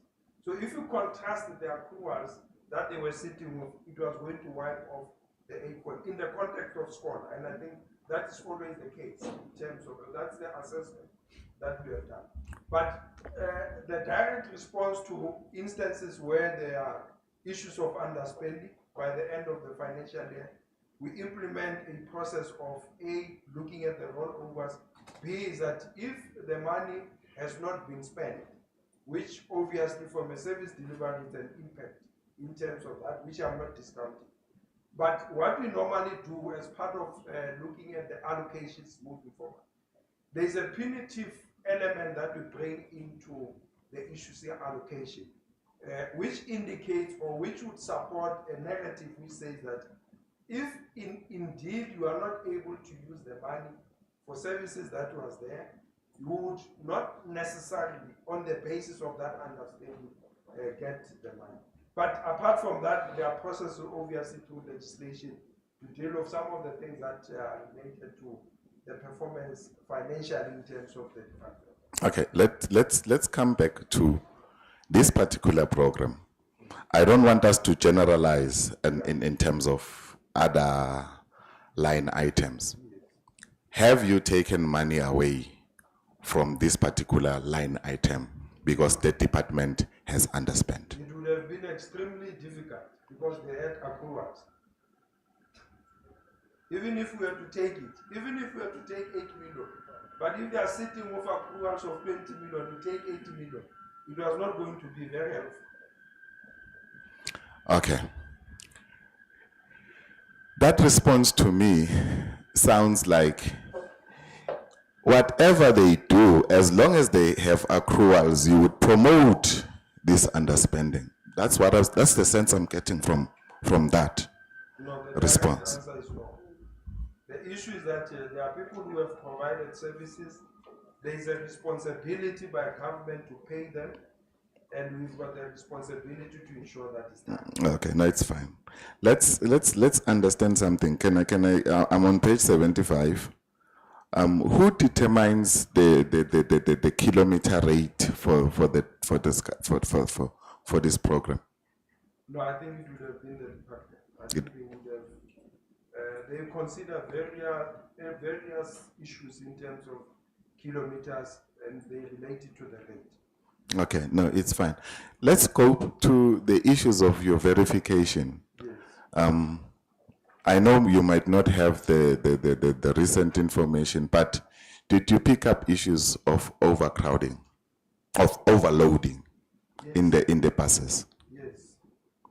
How widespread was that in your verification? Chair, I think I wouldn't know the extent, but Okay. I know that Okay. it's one of the ills that Okay. is besetting the scholar transport. Did you pick up issues of unroadworthy transport? Yes. Okay. From the documentation perspective, in terms of the SLA, is there a specific transport model that is supposed to be used for transporting scholar children or learners? Yeah, Chair, I think to my recollection, because I think apart from the SLA, the specification would have illustrated which kinds of transport should be used for sport. I might not know it off by, but I know that the specification does make a differentiation in terms of the mode of transport. Is that part of your scope to also check and verify in terms of? What I'm saying, Chair, is that the issues, I mean, when you deal with performance, I mean, those are the things that ordinarily you would check in terms of whether the operator, who is the service provider, whether what that person has provided to government in relation to the specification, it meets a specification, and it will come in that form. Whether Okay. the car is roadworthy, what kind of the car, and so. But those are the things that ordinarily the expectation is that before somebody gets into this program, those are the things that would have been as part of the specification. Okay, thank you very much. One of the issues that have been lamented by witnesses who came before you is the issue that contractors are paid late, and as a result, some of them withhold the service, which then impacts learners being taken to school. Have you experienced that during your verification and your auditing process? What type of support have you offered to the department to remedy this situation? Because I believe that it is against the PFMA. Yes, and we did not withhold. Sorry? I'm saying we did not withhold check. No, I'm saying no. In the recent past, I mean, in October, November, December, in January when we came back just recently, we had to specifically address that question, Chair. And one of the things that we did is that from our side, we did two things. One was to avail the utilization of the system, including the additional users, for an extended period of time to deal with the backlog. If we verified, the department would have said, because the backlog in terms of what was raised as a consequence of what we have illustrated was unmanageable. That's one. The second one was that we work on a cash flows, in terms of the departments.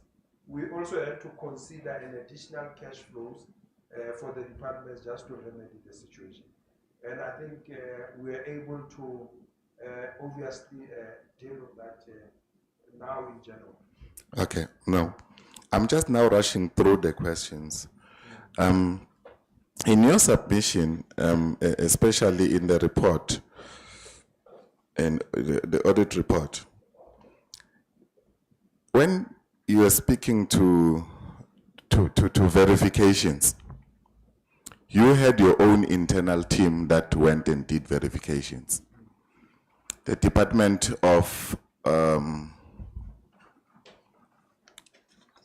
just want to go to that page. There were three teams that did verification. The department,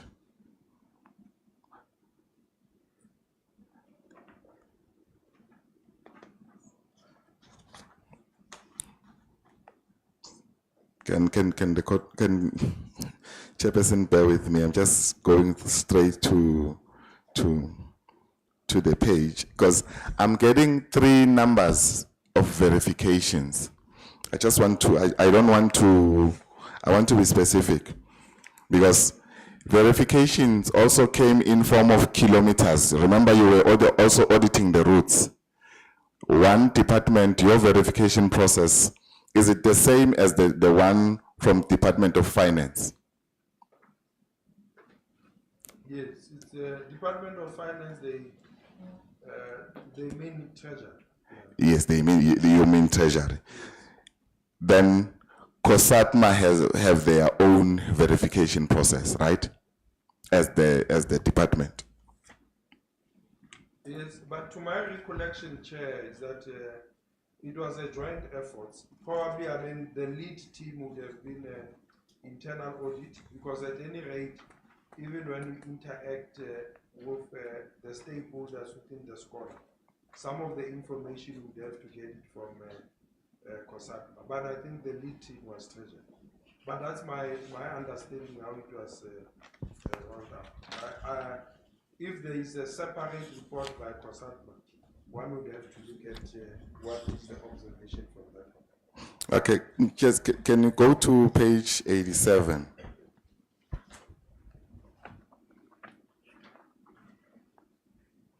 There's a table there.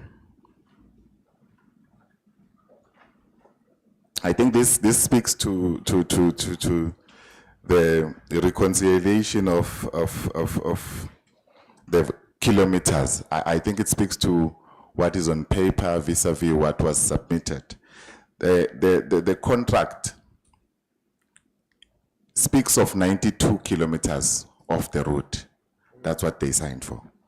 And then the MSF speaks of 92 kilometers.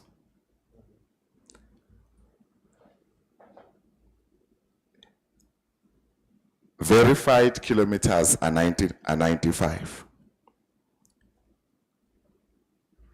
And then there's also the Department of Treasury, of Finance, speaks of 123. That's the variance. Do you see that table? Can you interpret it for our purpose? Maybe let's start with the last column. You see where it says route distance kilometer per day, and it says DOFVT. It says Department of Finance or Department Verification Team. Finance Verification Team, something like that. Yes. That's what it stands for. So what it means is that that team would have went there and did what they will follow the route. They will do their own thing, and they would have come to the conclusion that is 123. That's the first thing. Yes. The one to the left, which is the contract, it's what is in the contract. Yes. And remember, part of what they were verifying was a contract which have been agreed. That's why, as per the NTI, because that contract in the previous, it would have been came as a result of the agreement by NTI.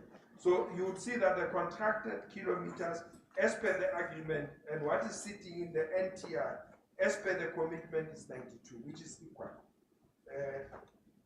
And then they did the verification, which is another team, but not necessarily the verification team. And they would have then come, I mean, probably it's internal, but I'll check. They would have come to 95 in terms of this, which is another team. But what is sitting in the commitment register, in other words, in the commitment register, somebody would have billed to the amount of 92 kilometers in terms of that. And what it does, basically, it says that the team that has done the verification have come to the conclusion that at any rate, even if you look at the SMF verification, including the contracted services, is that the kilometers are more, and some of them are high. I mean, depending on the route. And that is the model that they were using. What would cause such disparity? No, I think it would have been various things. I mean, part of what at least we understood is that sometimes is that when they, maybe from the contracting, I mean, they would have used the old information as an example, probably historic information in terms of contracting and coming to the kilometers. And what has happened, Chair, is that in many instances, the service providers would consistently raise concerns about the kilometers that they have been legally contracted to. Some are up, some are back. And part of the verification team was meant to do is to confirm, A, whether what they are charging as the service providers is correct or incorrect, and secondly, to indicate what in their own assessment as the verification team is obviously the kilometers. And I think that is the main objective in terms of, we can leave all these other things, columns, for the purpose of, the most important column is the one which says that indeed we have come to the conclusion, based on our verification, that this kilometers is 123, and we have been charging for 92 kilometers, only to find that it's 123. Okay, no. Thank you very much.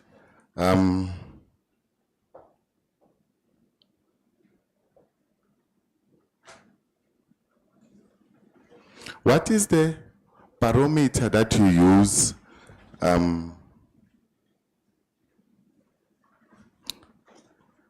to fund, to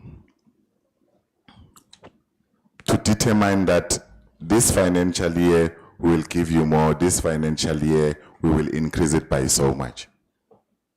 Yeah, no, I think, I mean, it's not so much to do with the baron, but I think there are a few things that obviously we considered. I mean, in the first instance is that, particularly when we did the adjusted figures, we would have looked at the number of the routes that would have been contracted to. We would have looked at the rate at which is discharged in terms of that.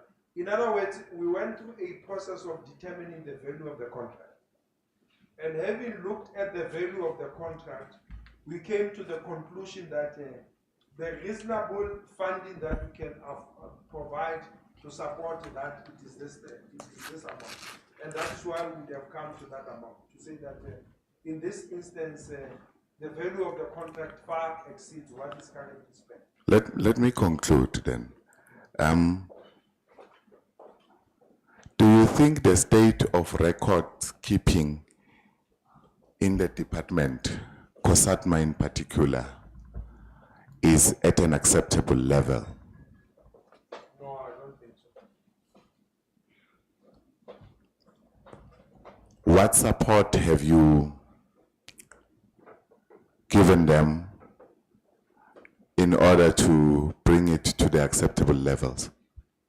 The first thing is that, as I've said, is that we have worked, I mean, part of what, apart from the issues of the budget, there is a process of continuous audit as part of the internal audit.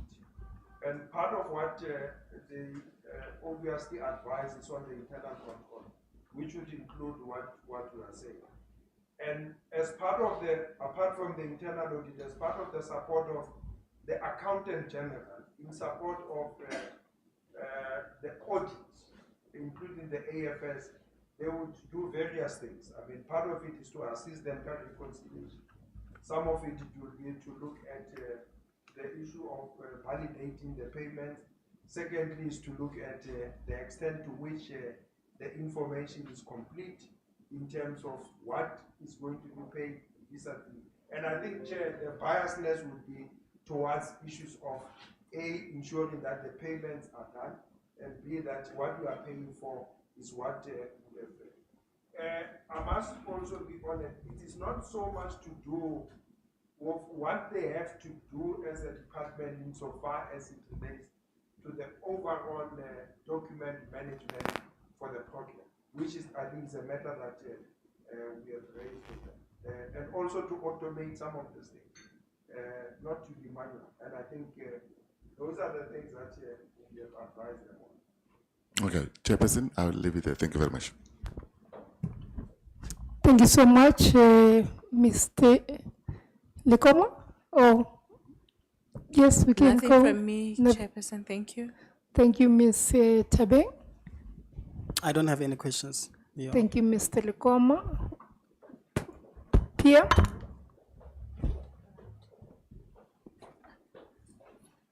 Good afternoon, Mr. Gunene. Yes. Thank you for availing yourself for this engagement. It's always a pleasure engaging with you. It's always interesting. Perhaps before I ask the questions I wanted to ask Mr. Gunene, you would have heard the question I may have asked the previous presenter, that to your knowledge, do you know the legal basis for the scholar transport provision by COSATMA? Is there like a legislation where it can be sourced, or is it just an arrangement that was decided at an executive level? If you don't know, you can also indicate. Not Chair, maybe to indicate that, and one would have to refer, but there's a national transport legislation that talks to, and that also makes reference to scholar transport, and I think we would have made that information, because I think one has said that. But just also to give a context also is that in the country, we consider scholar transport as what is an enabler to effective learning and teaching. You know, it's like learner-teacher support material. I mean, that's the context of this. And I think with the passage of time and given what different provinces have dealt with scholar, you'd see a situation where in some instances, depending on what would have been considered to be the strongest views expressed at a particular time, whether it would have, because if the argument is on the transport, you are always going to find it on transport. But if the argument is going to be an enabler to effective learning and teaching, you will find it in education, under support. And that has always been the argument. Even when you talk to people, they always say, and many provinces, depending on the arguments that would have been advanced between transport and education, you would find that it is not consistent. When there are provinces that are in education, there are other provinces that are in transport. But I think the policy or the documents that support the provision of scholar, it would have been a joint document between basic education and the Department of Transport. And I think that is what, at least to my recollection. All right. And I think that document you're referring to will assist us, Mr. Gunene, because as you would have heard the previous speaker, and sometimes we also experience that in our work, where we'll knock at one department and the other department will refer you to another one, and then when you go to knock back to the other one. So that's why we are looking for the legal source, so that we can know who the buck stops with. You know, I think if you have any information that can assist us in that regard, it will be of much help. Then coming to the issues that have been canvassed by Mr. Nkonde, there's one issue really I would like to clarify. Maybe let's start on page 543. 543 is the small bundle. And for context, it's a report of the AG, but for the year ending 31 March 2023, and the first page of that report is on page 535. So you can just have a look at 535 for context, but the questions I'm gonna ask are on 543. So 543 read together with 535? Yes, it's just to give you a context where the report starts. So it's the 2023 report, because your engagement with Mr. Nkonde, you spend a lot of time on what happened in 2019. So I just want to bring it closer. And particularly if you can read paragraph 49 on page 543 into the record, as well as paragraph 50, please. Okay. The department paid 1.1 billion in the previous financial years to the respective suppliers and a further 274 million in the current financial year. Okay, so Mr. Gunene, can I ask that you start with the header? Sorry, so that they know what it speaks to. Thank you. payments made for scholar transport services that were not received. The department paid 1.1 billion in the previous financial years to the respective suppliers and a further 274 million in the current financial year. Effective internal controls were not in place for the approval and processing of these payments as required by Treasury Regulations 8.1.1, resulting in some suppliers being paid for services not delivered. This non-compliance is likely to result in a material financial loss if the amounts are not recovered from the suppliers. Paragraph 50, the accounting officer was notified of the material irregularity on the 15th of July 2019 and invited to make a written submission on the actions taken, and that will be taken to address the matter. The following actions have been taken to resolve the matter. The material irregularity was referred to the Special Investigating Unit, and the department has extended the scope of investigation on the previous scholar transport tender to the current scholar transport matter. In terms of the proclamation, the investigation is ongoing and the planned completion date is 30 September 2023. National Treasury also instituted a forensic investigation into this matter, which was finalized in February 2020. The accounting received the report in September 2020. The following actions were taken or are yet to be taken in line with the recommendations of the investigation. Thank you so much, Mr. Gunene. And from what we've read, and you will see this finding, it started in 2019. Yes. I think from your discussion with Mr. Gonde, where payments were made for services that were not given. And now in 2023, the Auditor General estimates the figure from the previous years to 1 billion and 274 in the 2023 financial year alone. Is that correct? Yeah. All right. And your assessment of this, is this a serious issue from your perspective? It is a serious issue. Noting that it is also an issue that has come up in Auditor General's report in 2019, and Mr. Nkonde also took you through the 2020 report, and you were not taken through the 2021 report of the AG, but it's the recurring theme of service providers being paid for services that were not rendered. And if indeed the record, because I know we've not taken you through the other years, but if indeed when you go back and the record shows that the same issue happened 2020, it happened 2021, it happened 2022, will you say that it's a persistent issue? Yes, Chair, because I think there are systemic challenges. All right. With that said, then, Mr. Gunene, I want to take you back to the debate you've had with Mr. Nkonde on Section 18. On Section 18 of the PFMA, I'm not sure, but I'll read the provisions. But it clearly provides what must happen. Oh, you have it. Thank you. A very good CFO. Section 18. Yes. It stipulates what must happen and what may happen, right? Is that correct? Quite correct. Okay.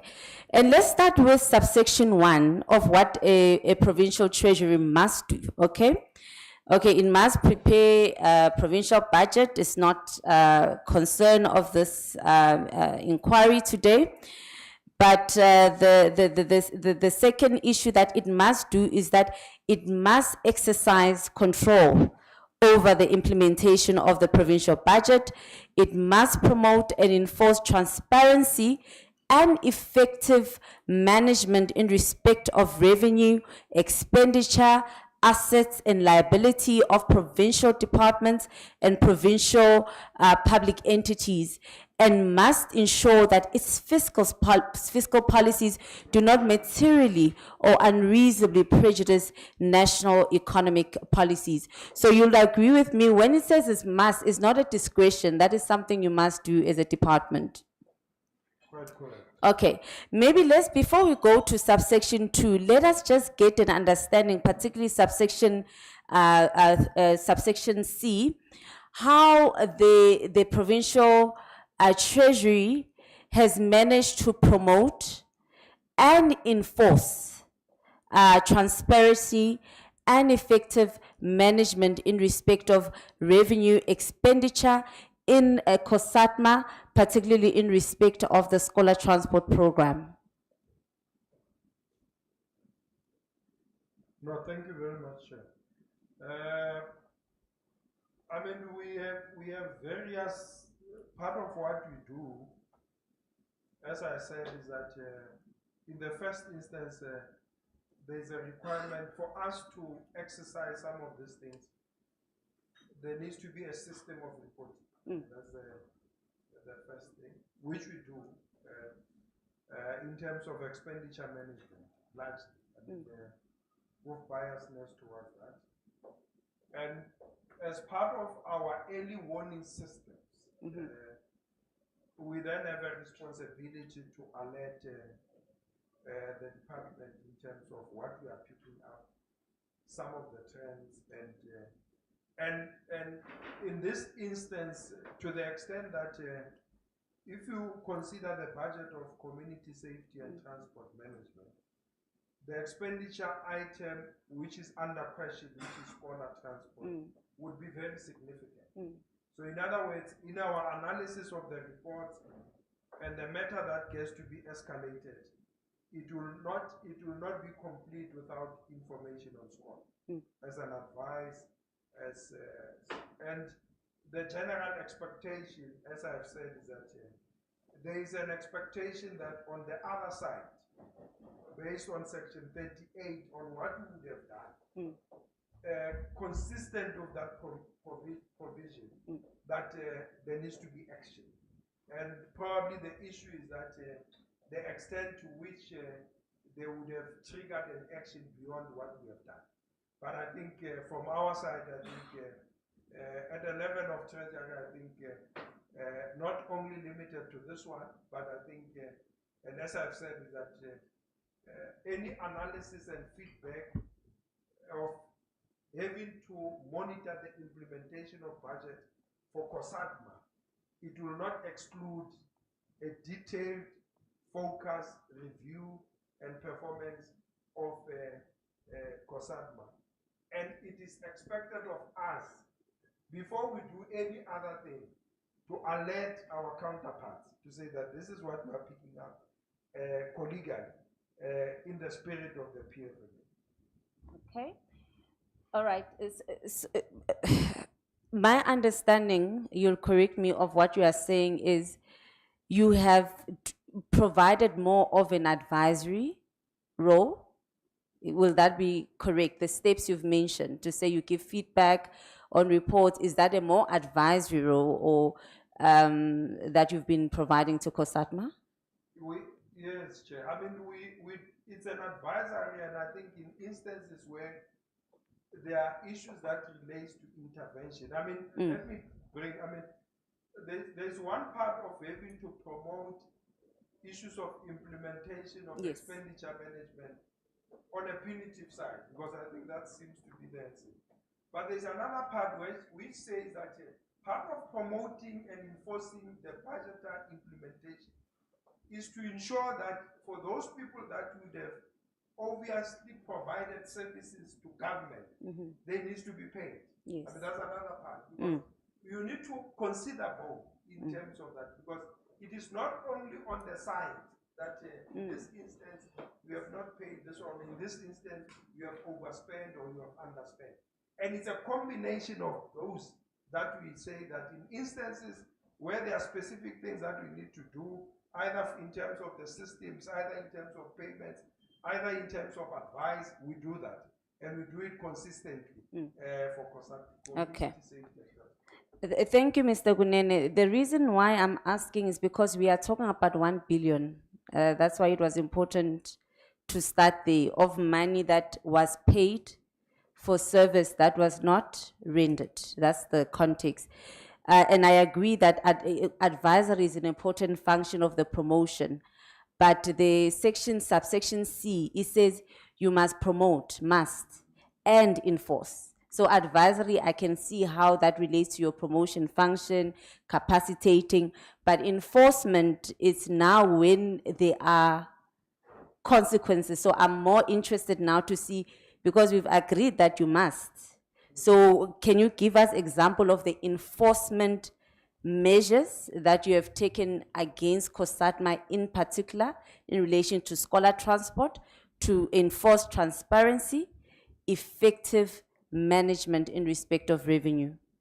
No, Chair, I think probably the enforcement would not be to the extent to which would have generated sufficient information. Because, I mean, one could accept that maybe we might not necessarily be as forceful as we should. But I also, I mean, that's an acceptance. But I also should also contextualize if the point relates to the overpayment, Chair. Because you see, there is a responsibility, and it is very specific. In instances where there are incidents which borders on overpayment, there is a certain process that must be followed. And if the question is that have COSATMA done that, and what extent have we provided support or enforced that, probably that will be a much more difficult answer, because we might not done it on the basis that we are supporting COSATMA to ensure that what is reflected in this AG report is implemented in various forms. I mean, post-audit action plan and so on and so forth. And that is where we think that, apart from the fact that we've got this provision of Section 8, I always read it together with the declaration. It's together. Yeah, that's, yeah. Together. Because sometimes it's that we read it to the exclusion of Section 30. And sometimes we may guess it. But the point is that probably the enforcement might not have been as aggressive as the Commission would wish to, but we should accept that there are certain things also that we have done just to encourage our community. Yeah. Long before we become very punitive. Okay, I must put it on record. We don't have any particular wish, Mr. Gunene. We are just asking, what are the enforcement? So perhaps if you want to address us to say, remember promotion, we are happy, you training, I'm very happy. I've even come across your colleagues when I visit, they do training, they do, but the enforcement measures. Perhaps I'll give you an opportunity as part of the further submissions, if you don't have it, to say, on this date, these are the enforcement measures we've taken. And like I said, because we are talking about 1 billion, it's not overpayment. According to the Auditor General, is payments made for scholar transport services that were not received. So we are not talking about overpayment, but 1 billion that is just given to someone for no service. So it's a lot of money, and we've agreed that it is serious and it is persistent, which is why it begs the question about what enforcement measures have been put in place. But let me move on to subsection 2, again of section 18. It further says, I want to go to the relevant provision, subsection C, which says, again, a provincial treasury must comply with the Annual Division of Revenue Act and monitor and assess the implementation of the Act in provincial public entities. D, it must monitor and assess the implementation in the provincial public entities of national and provincial norms and standards. I'm skipping the maze because that is discretionary. And G, the contentious issue with you and Mr. Nkonde must intervene by taking appropriate steps, which may include the withholding of funds to address a serious or persistent material breach of this act by a provincial department must promptly provide information to Treasury. So in an interest of time, then I'll request then in your further supplementary submission, just outline everything that the department has done consistent with their obligations in section 18, which particular emphasis on the things that you must do, because that one, there's no discretion, you must do it. And then I suppose then we can have a better sense of whether your obligations in terms of section 18, section 38 have been discharged as a department. Is that in order, so that we can move from section 18? And maybe the last few questions I had, you can blame Mr. Nkonde regarding section 18, but I was not going to ask you, but thank you. The questions really that I had wanted to ask you is regarding the issue of the budget. The Department of Education, the Department of COSATMA is saying there's between 5,000 to 9,000 learners who are supposed to receive scholar transport, but they're not receiving scholar transport because of inadequate funding. The question I want to pose to you is, has there been, what are the measures currently being taken to address this funding shortfall, to ensure that the learners, the 5,000 to 9,000 who should be getting scholar transport, do receive scholar transport? No, Chair, I think the department will know that there is a process that is followed in terms of the budget. Part of it is to make submission, make substantive inputs.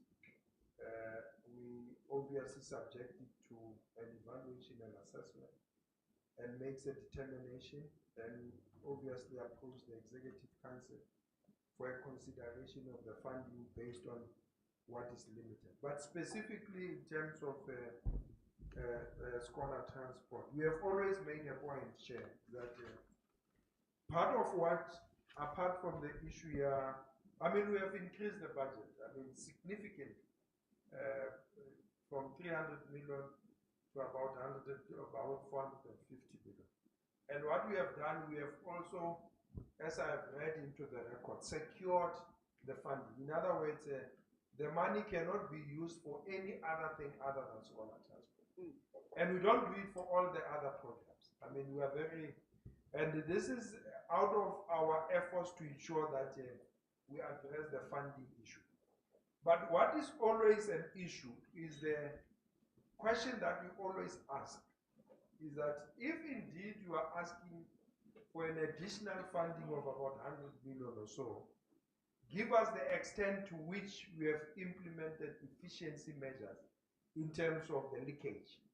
Some of them, and because part of what we want to do is to, where we are is that we think that apart from the challenges that we have raised about growing numbers, schools and whatever, we also think that that process is not managed properly.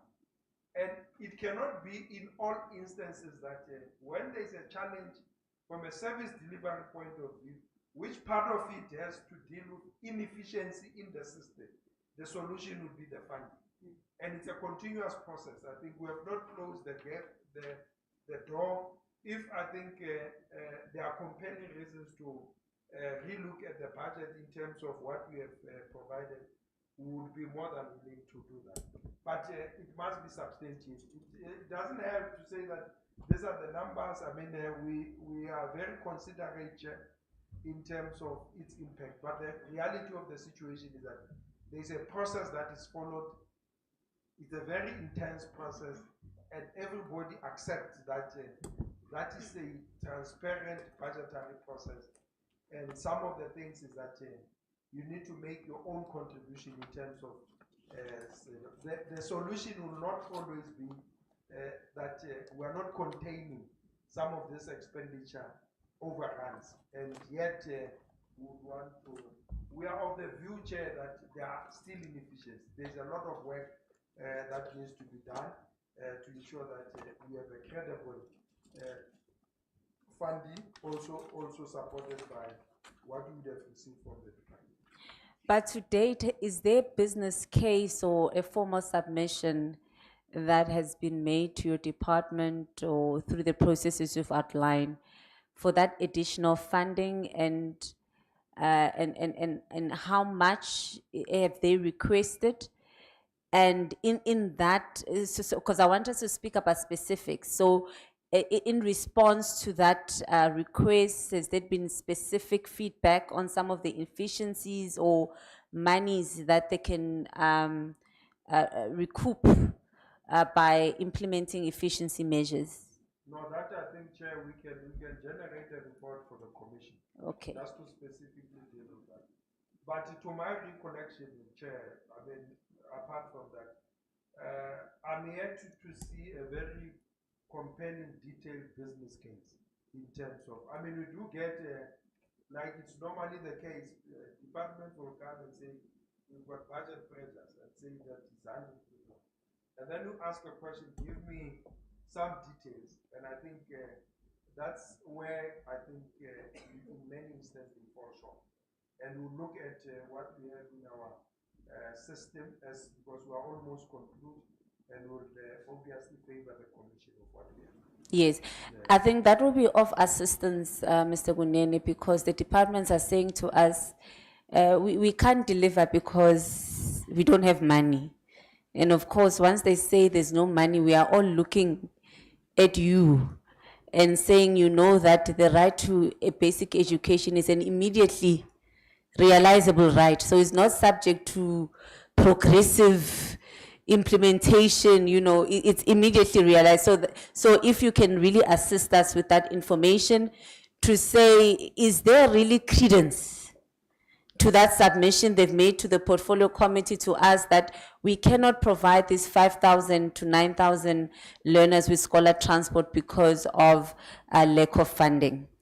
And I think for me, Chair, that is the crucial issue, but through you then we can be assisted with the process, the timelines for when that information will be provided by Mr. Gunene. But perhaps let me just quickly check if I'm not leaving anything out.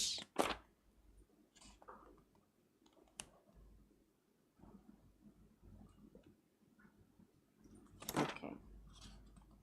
Yes, thank you, Commissioner. Thank you so much, PM. It looks like there's a number of submissions that you have agreed to forward. You've already said the very last one. Is there a policy which informs the department as to how they should submit their motivation in order for them to source more funding? There's a budget guideline. There's a budget guideline. So will we please be afforded an opportunity to also have that? So I suppose then it explains exactly what is it that is expected of each and every department. And will you also be able to provide a proof of whether there has been instances where the department would have requested for more funding? Yes, we will.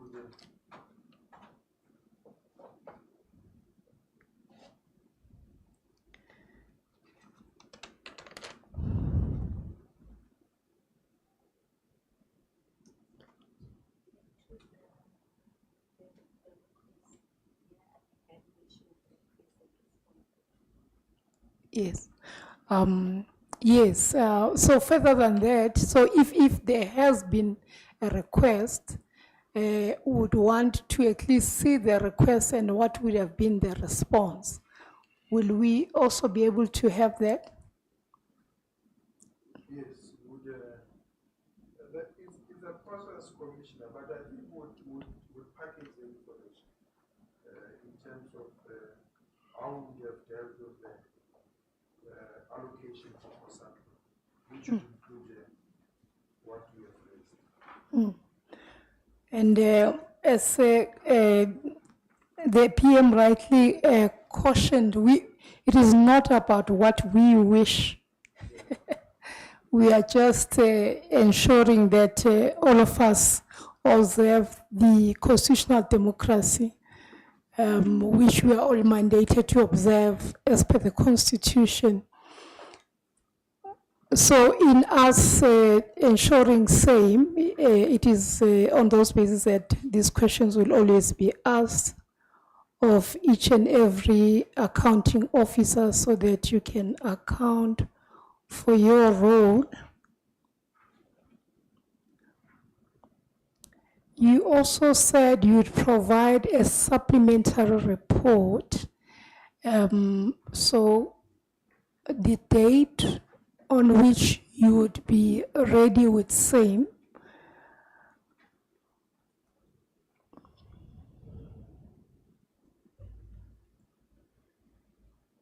Commissioner was checking for me at what point would I submit? Yes, the supplementary report you have set 7 days and reasonable? PM, is that reasonable? We already have someone who's going to give us more information 4 weeks later. Commissioner, is that 7 days for everything? You can have a little bit longer, HOD? Yes, you can, because, so that because we've asked for supplementary report on what you've done since the 2019 report, evaluation, as well as also how you've discharged your obligations in terms of Section 18. Yeah. So maybe 14 days, will that be fine with you? Working days, which is? Days excluding Saturday. Yeah, working days, which will 1, 2, 3, 4, 5, 6, 7, 8, 9, 10, 11, 12, 13. It takes us to 1 April, but we can make it to 4 April? 4 April, thanks. Thank you. So I suppose you'll also then, just remind yourself of the questions that were posed to you by all the officials, especially dealing with Section 18. And you said one would have to read it in conjunction with Section 38. So if you can, in your submissions, if you can just make sure that you deal with that at length so that it puts us in a better perspective. But for me, what I'm grappling with is that it would seem as though Treasury is not it's not really putting pressure on the departments to adhere. It's as though the mechanisms, if they do exist, they are sort of laxed in how they must ensure that they account. Am I reading this correctly? Or because I think at some point you are like, it's more like a consultative process. And I'm thinking to myself, from our side, a right to education is likely to be violated if this is not realized. And it looks like you are willing to still allow certain things to just lie, whereas the departments are supposed to be put to terms in order to ensure that they adhere to whatever parameters that have been put by your policies, the law, and so forth. Am I reading it correctly? Commissioner, the point that I was making is that we are obviously doing everything to ensure that this enforcement that the Commission raises in terms of compliance, particularly compliance to ensure that this does not impede or impact on the rights, we do it. The issue is that it might not come across as forceful as we think. And I think that's the point. And in many instances, I mean, when Treasury present or appear before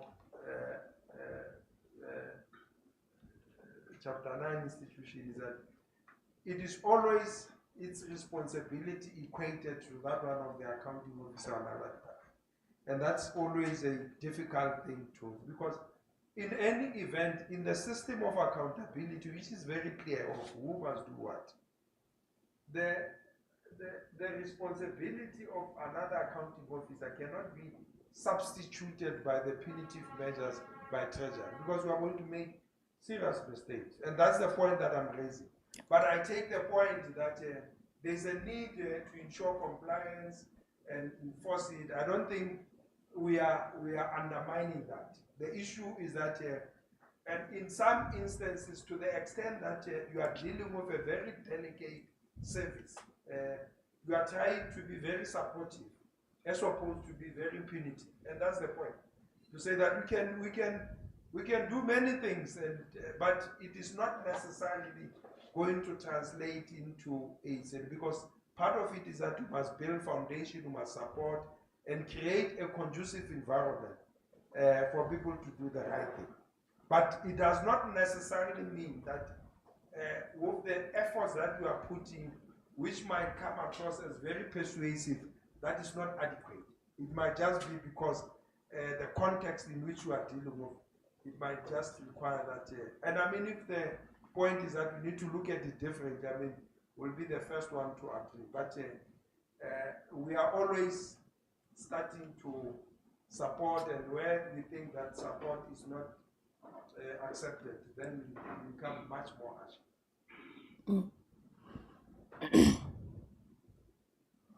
So from your side, what could remedy this non-compliance? Yes. You see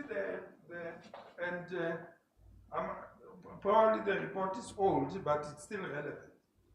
And the one of, because you see, when we undertook the verification, part of it, apart from what you would get as specification to say that you must have a pass, roadworthy and so on. So part of what, I mean, the specifications are designed to ensure that there is effective delivery of that service, I mean, broadly speaking. And part of what the verification reports indicates in terms of some of the things that must be dealt with to make it possible for this delivery to happen, it's still critical. And that's where, you know, to deal with the payments, when we have not dealt with the reconciliation, we are always going to find this problem. I mean, you need to engender a culture of ensuring that you reconcile, people are paid on time, you do verification, you do unannounced visits, and all those things. And that has to do with the system, and the system which is about this problem. And those are the foundations of a very effective delivery of scholar transport, as opposed to be dealing with what you consider to be the small. It might be big, but you are not addressing the root cause. And the report is very clear on some of the systemic things that must be addressed. And if they are not addressed, they will be obviously perpetual, as reflected in the AG's report. Most importantly, do we need training? It's a call, you need training, you need skilled people, you need to do the right thing. So we must do skills audit. Not all I can say is that skills audit commission. I'm saying that when you, okay, let me make an example. If it takes 3 months for somebody to know that a person has not been paid in October, and you only get to know about it in January, it's a problem. Because it means the system is not working. That's the issue. And it does not necessarily need somebody to be trained.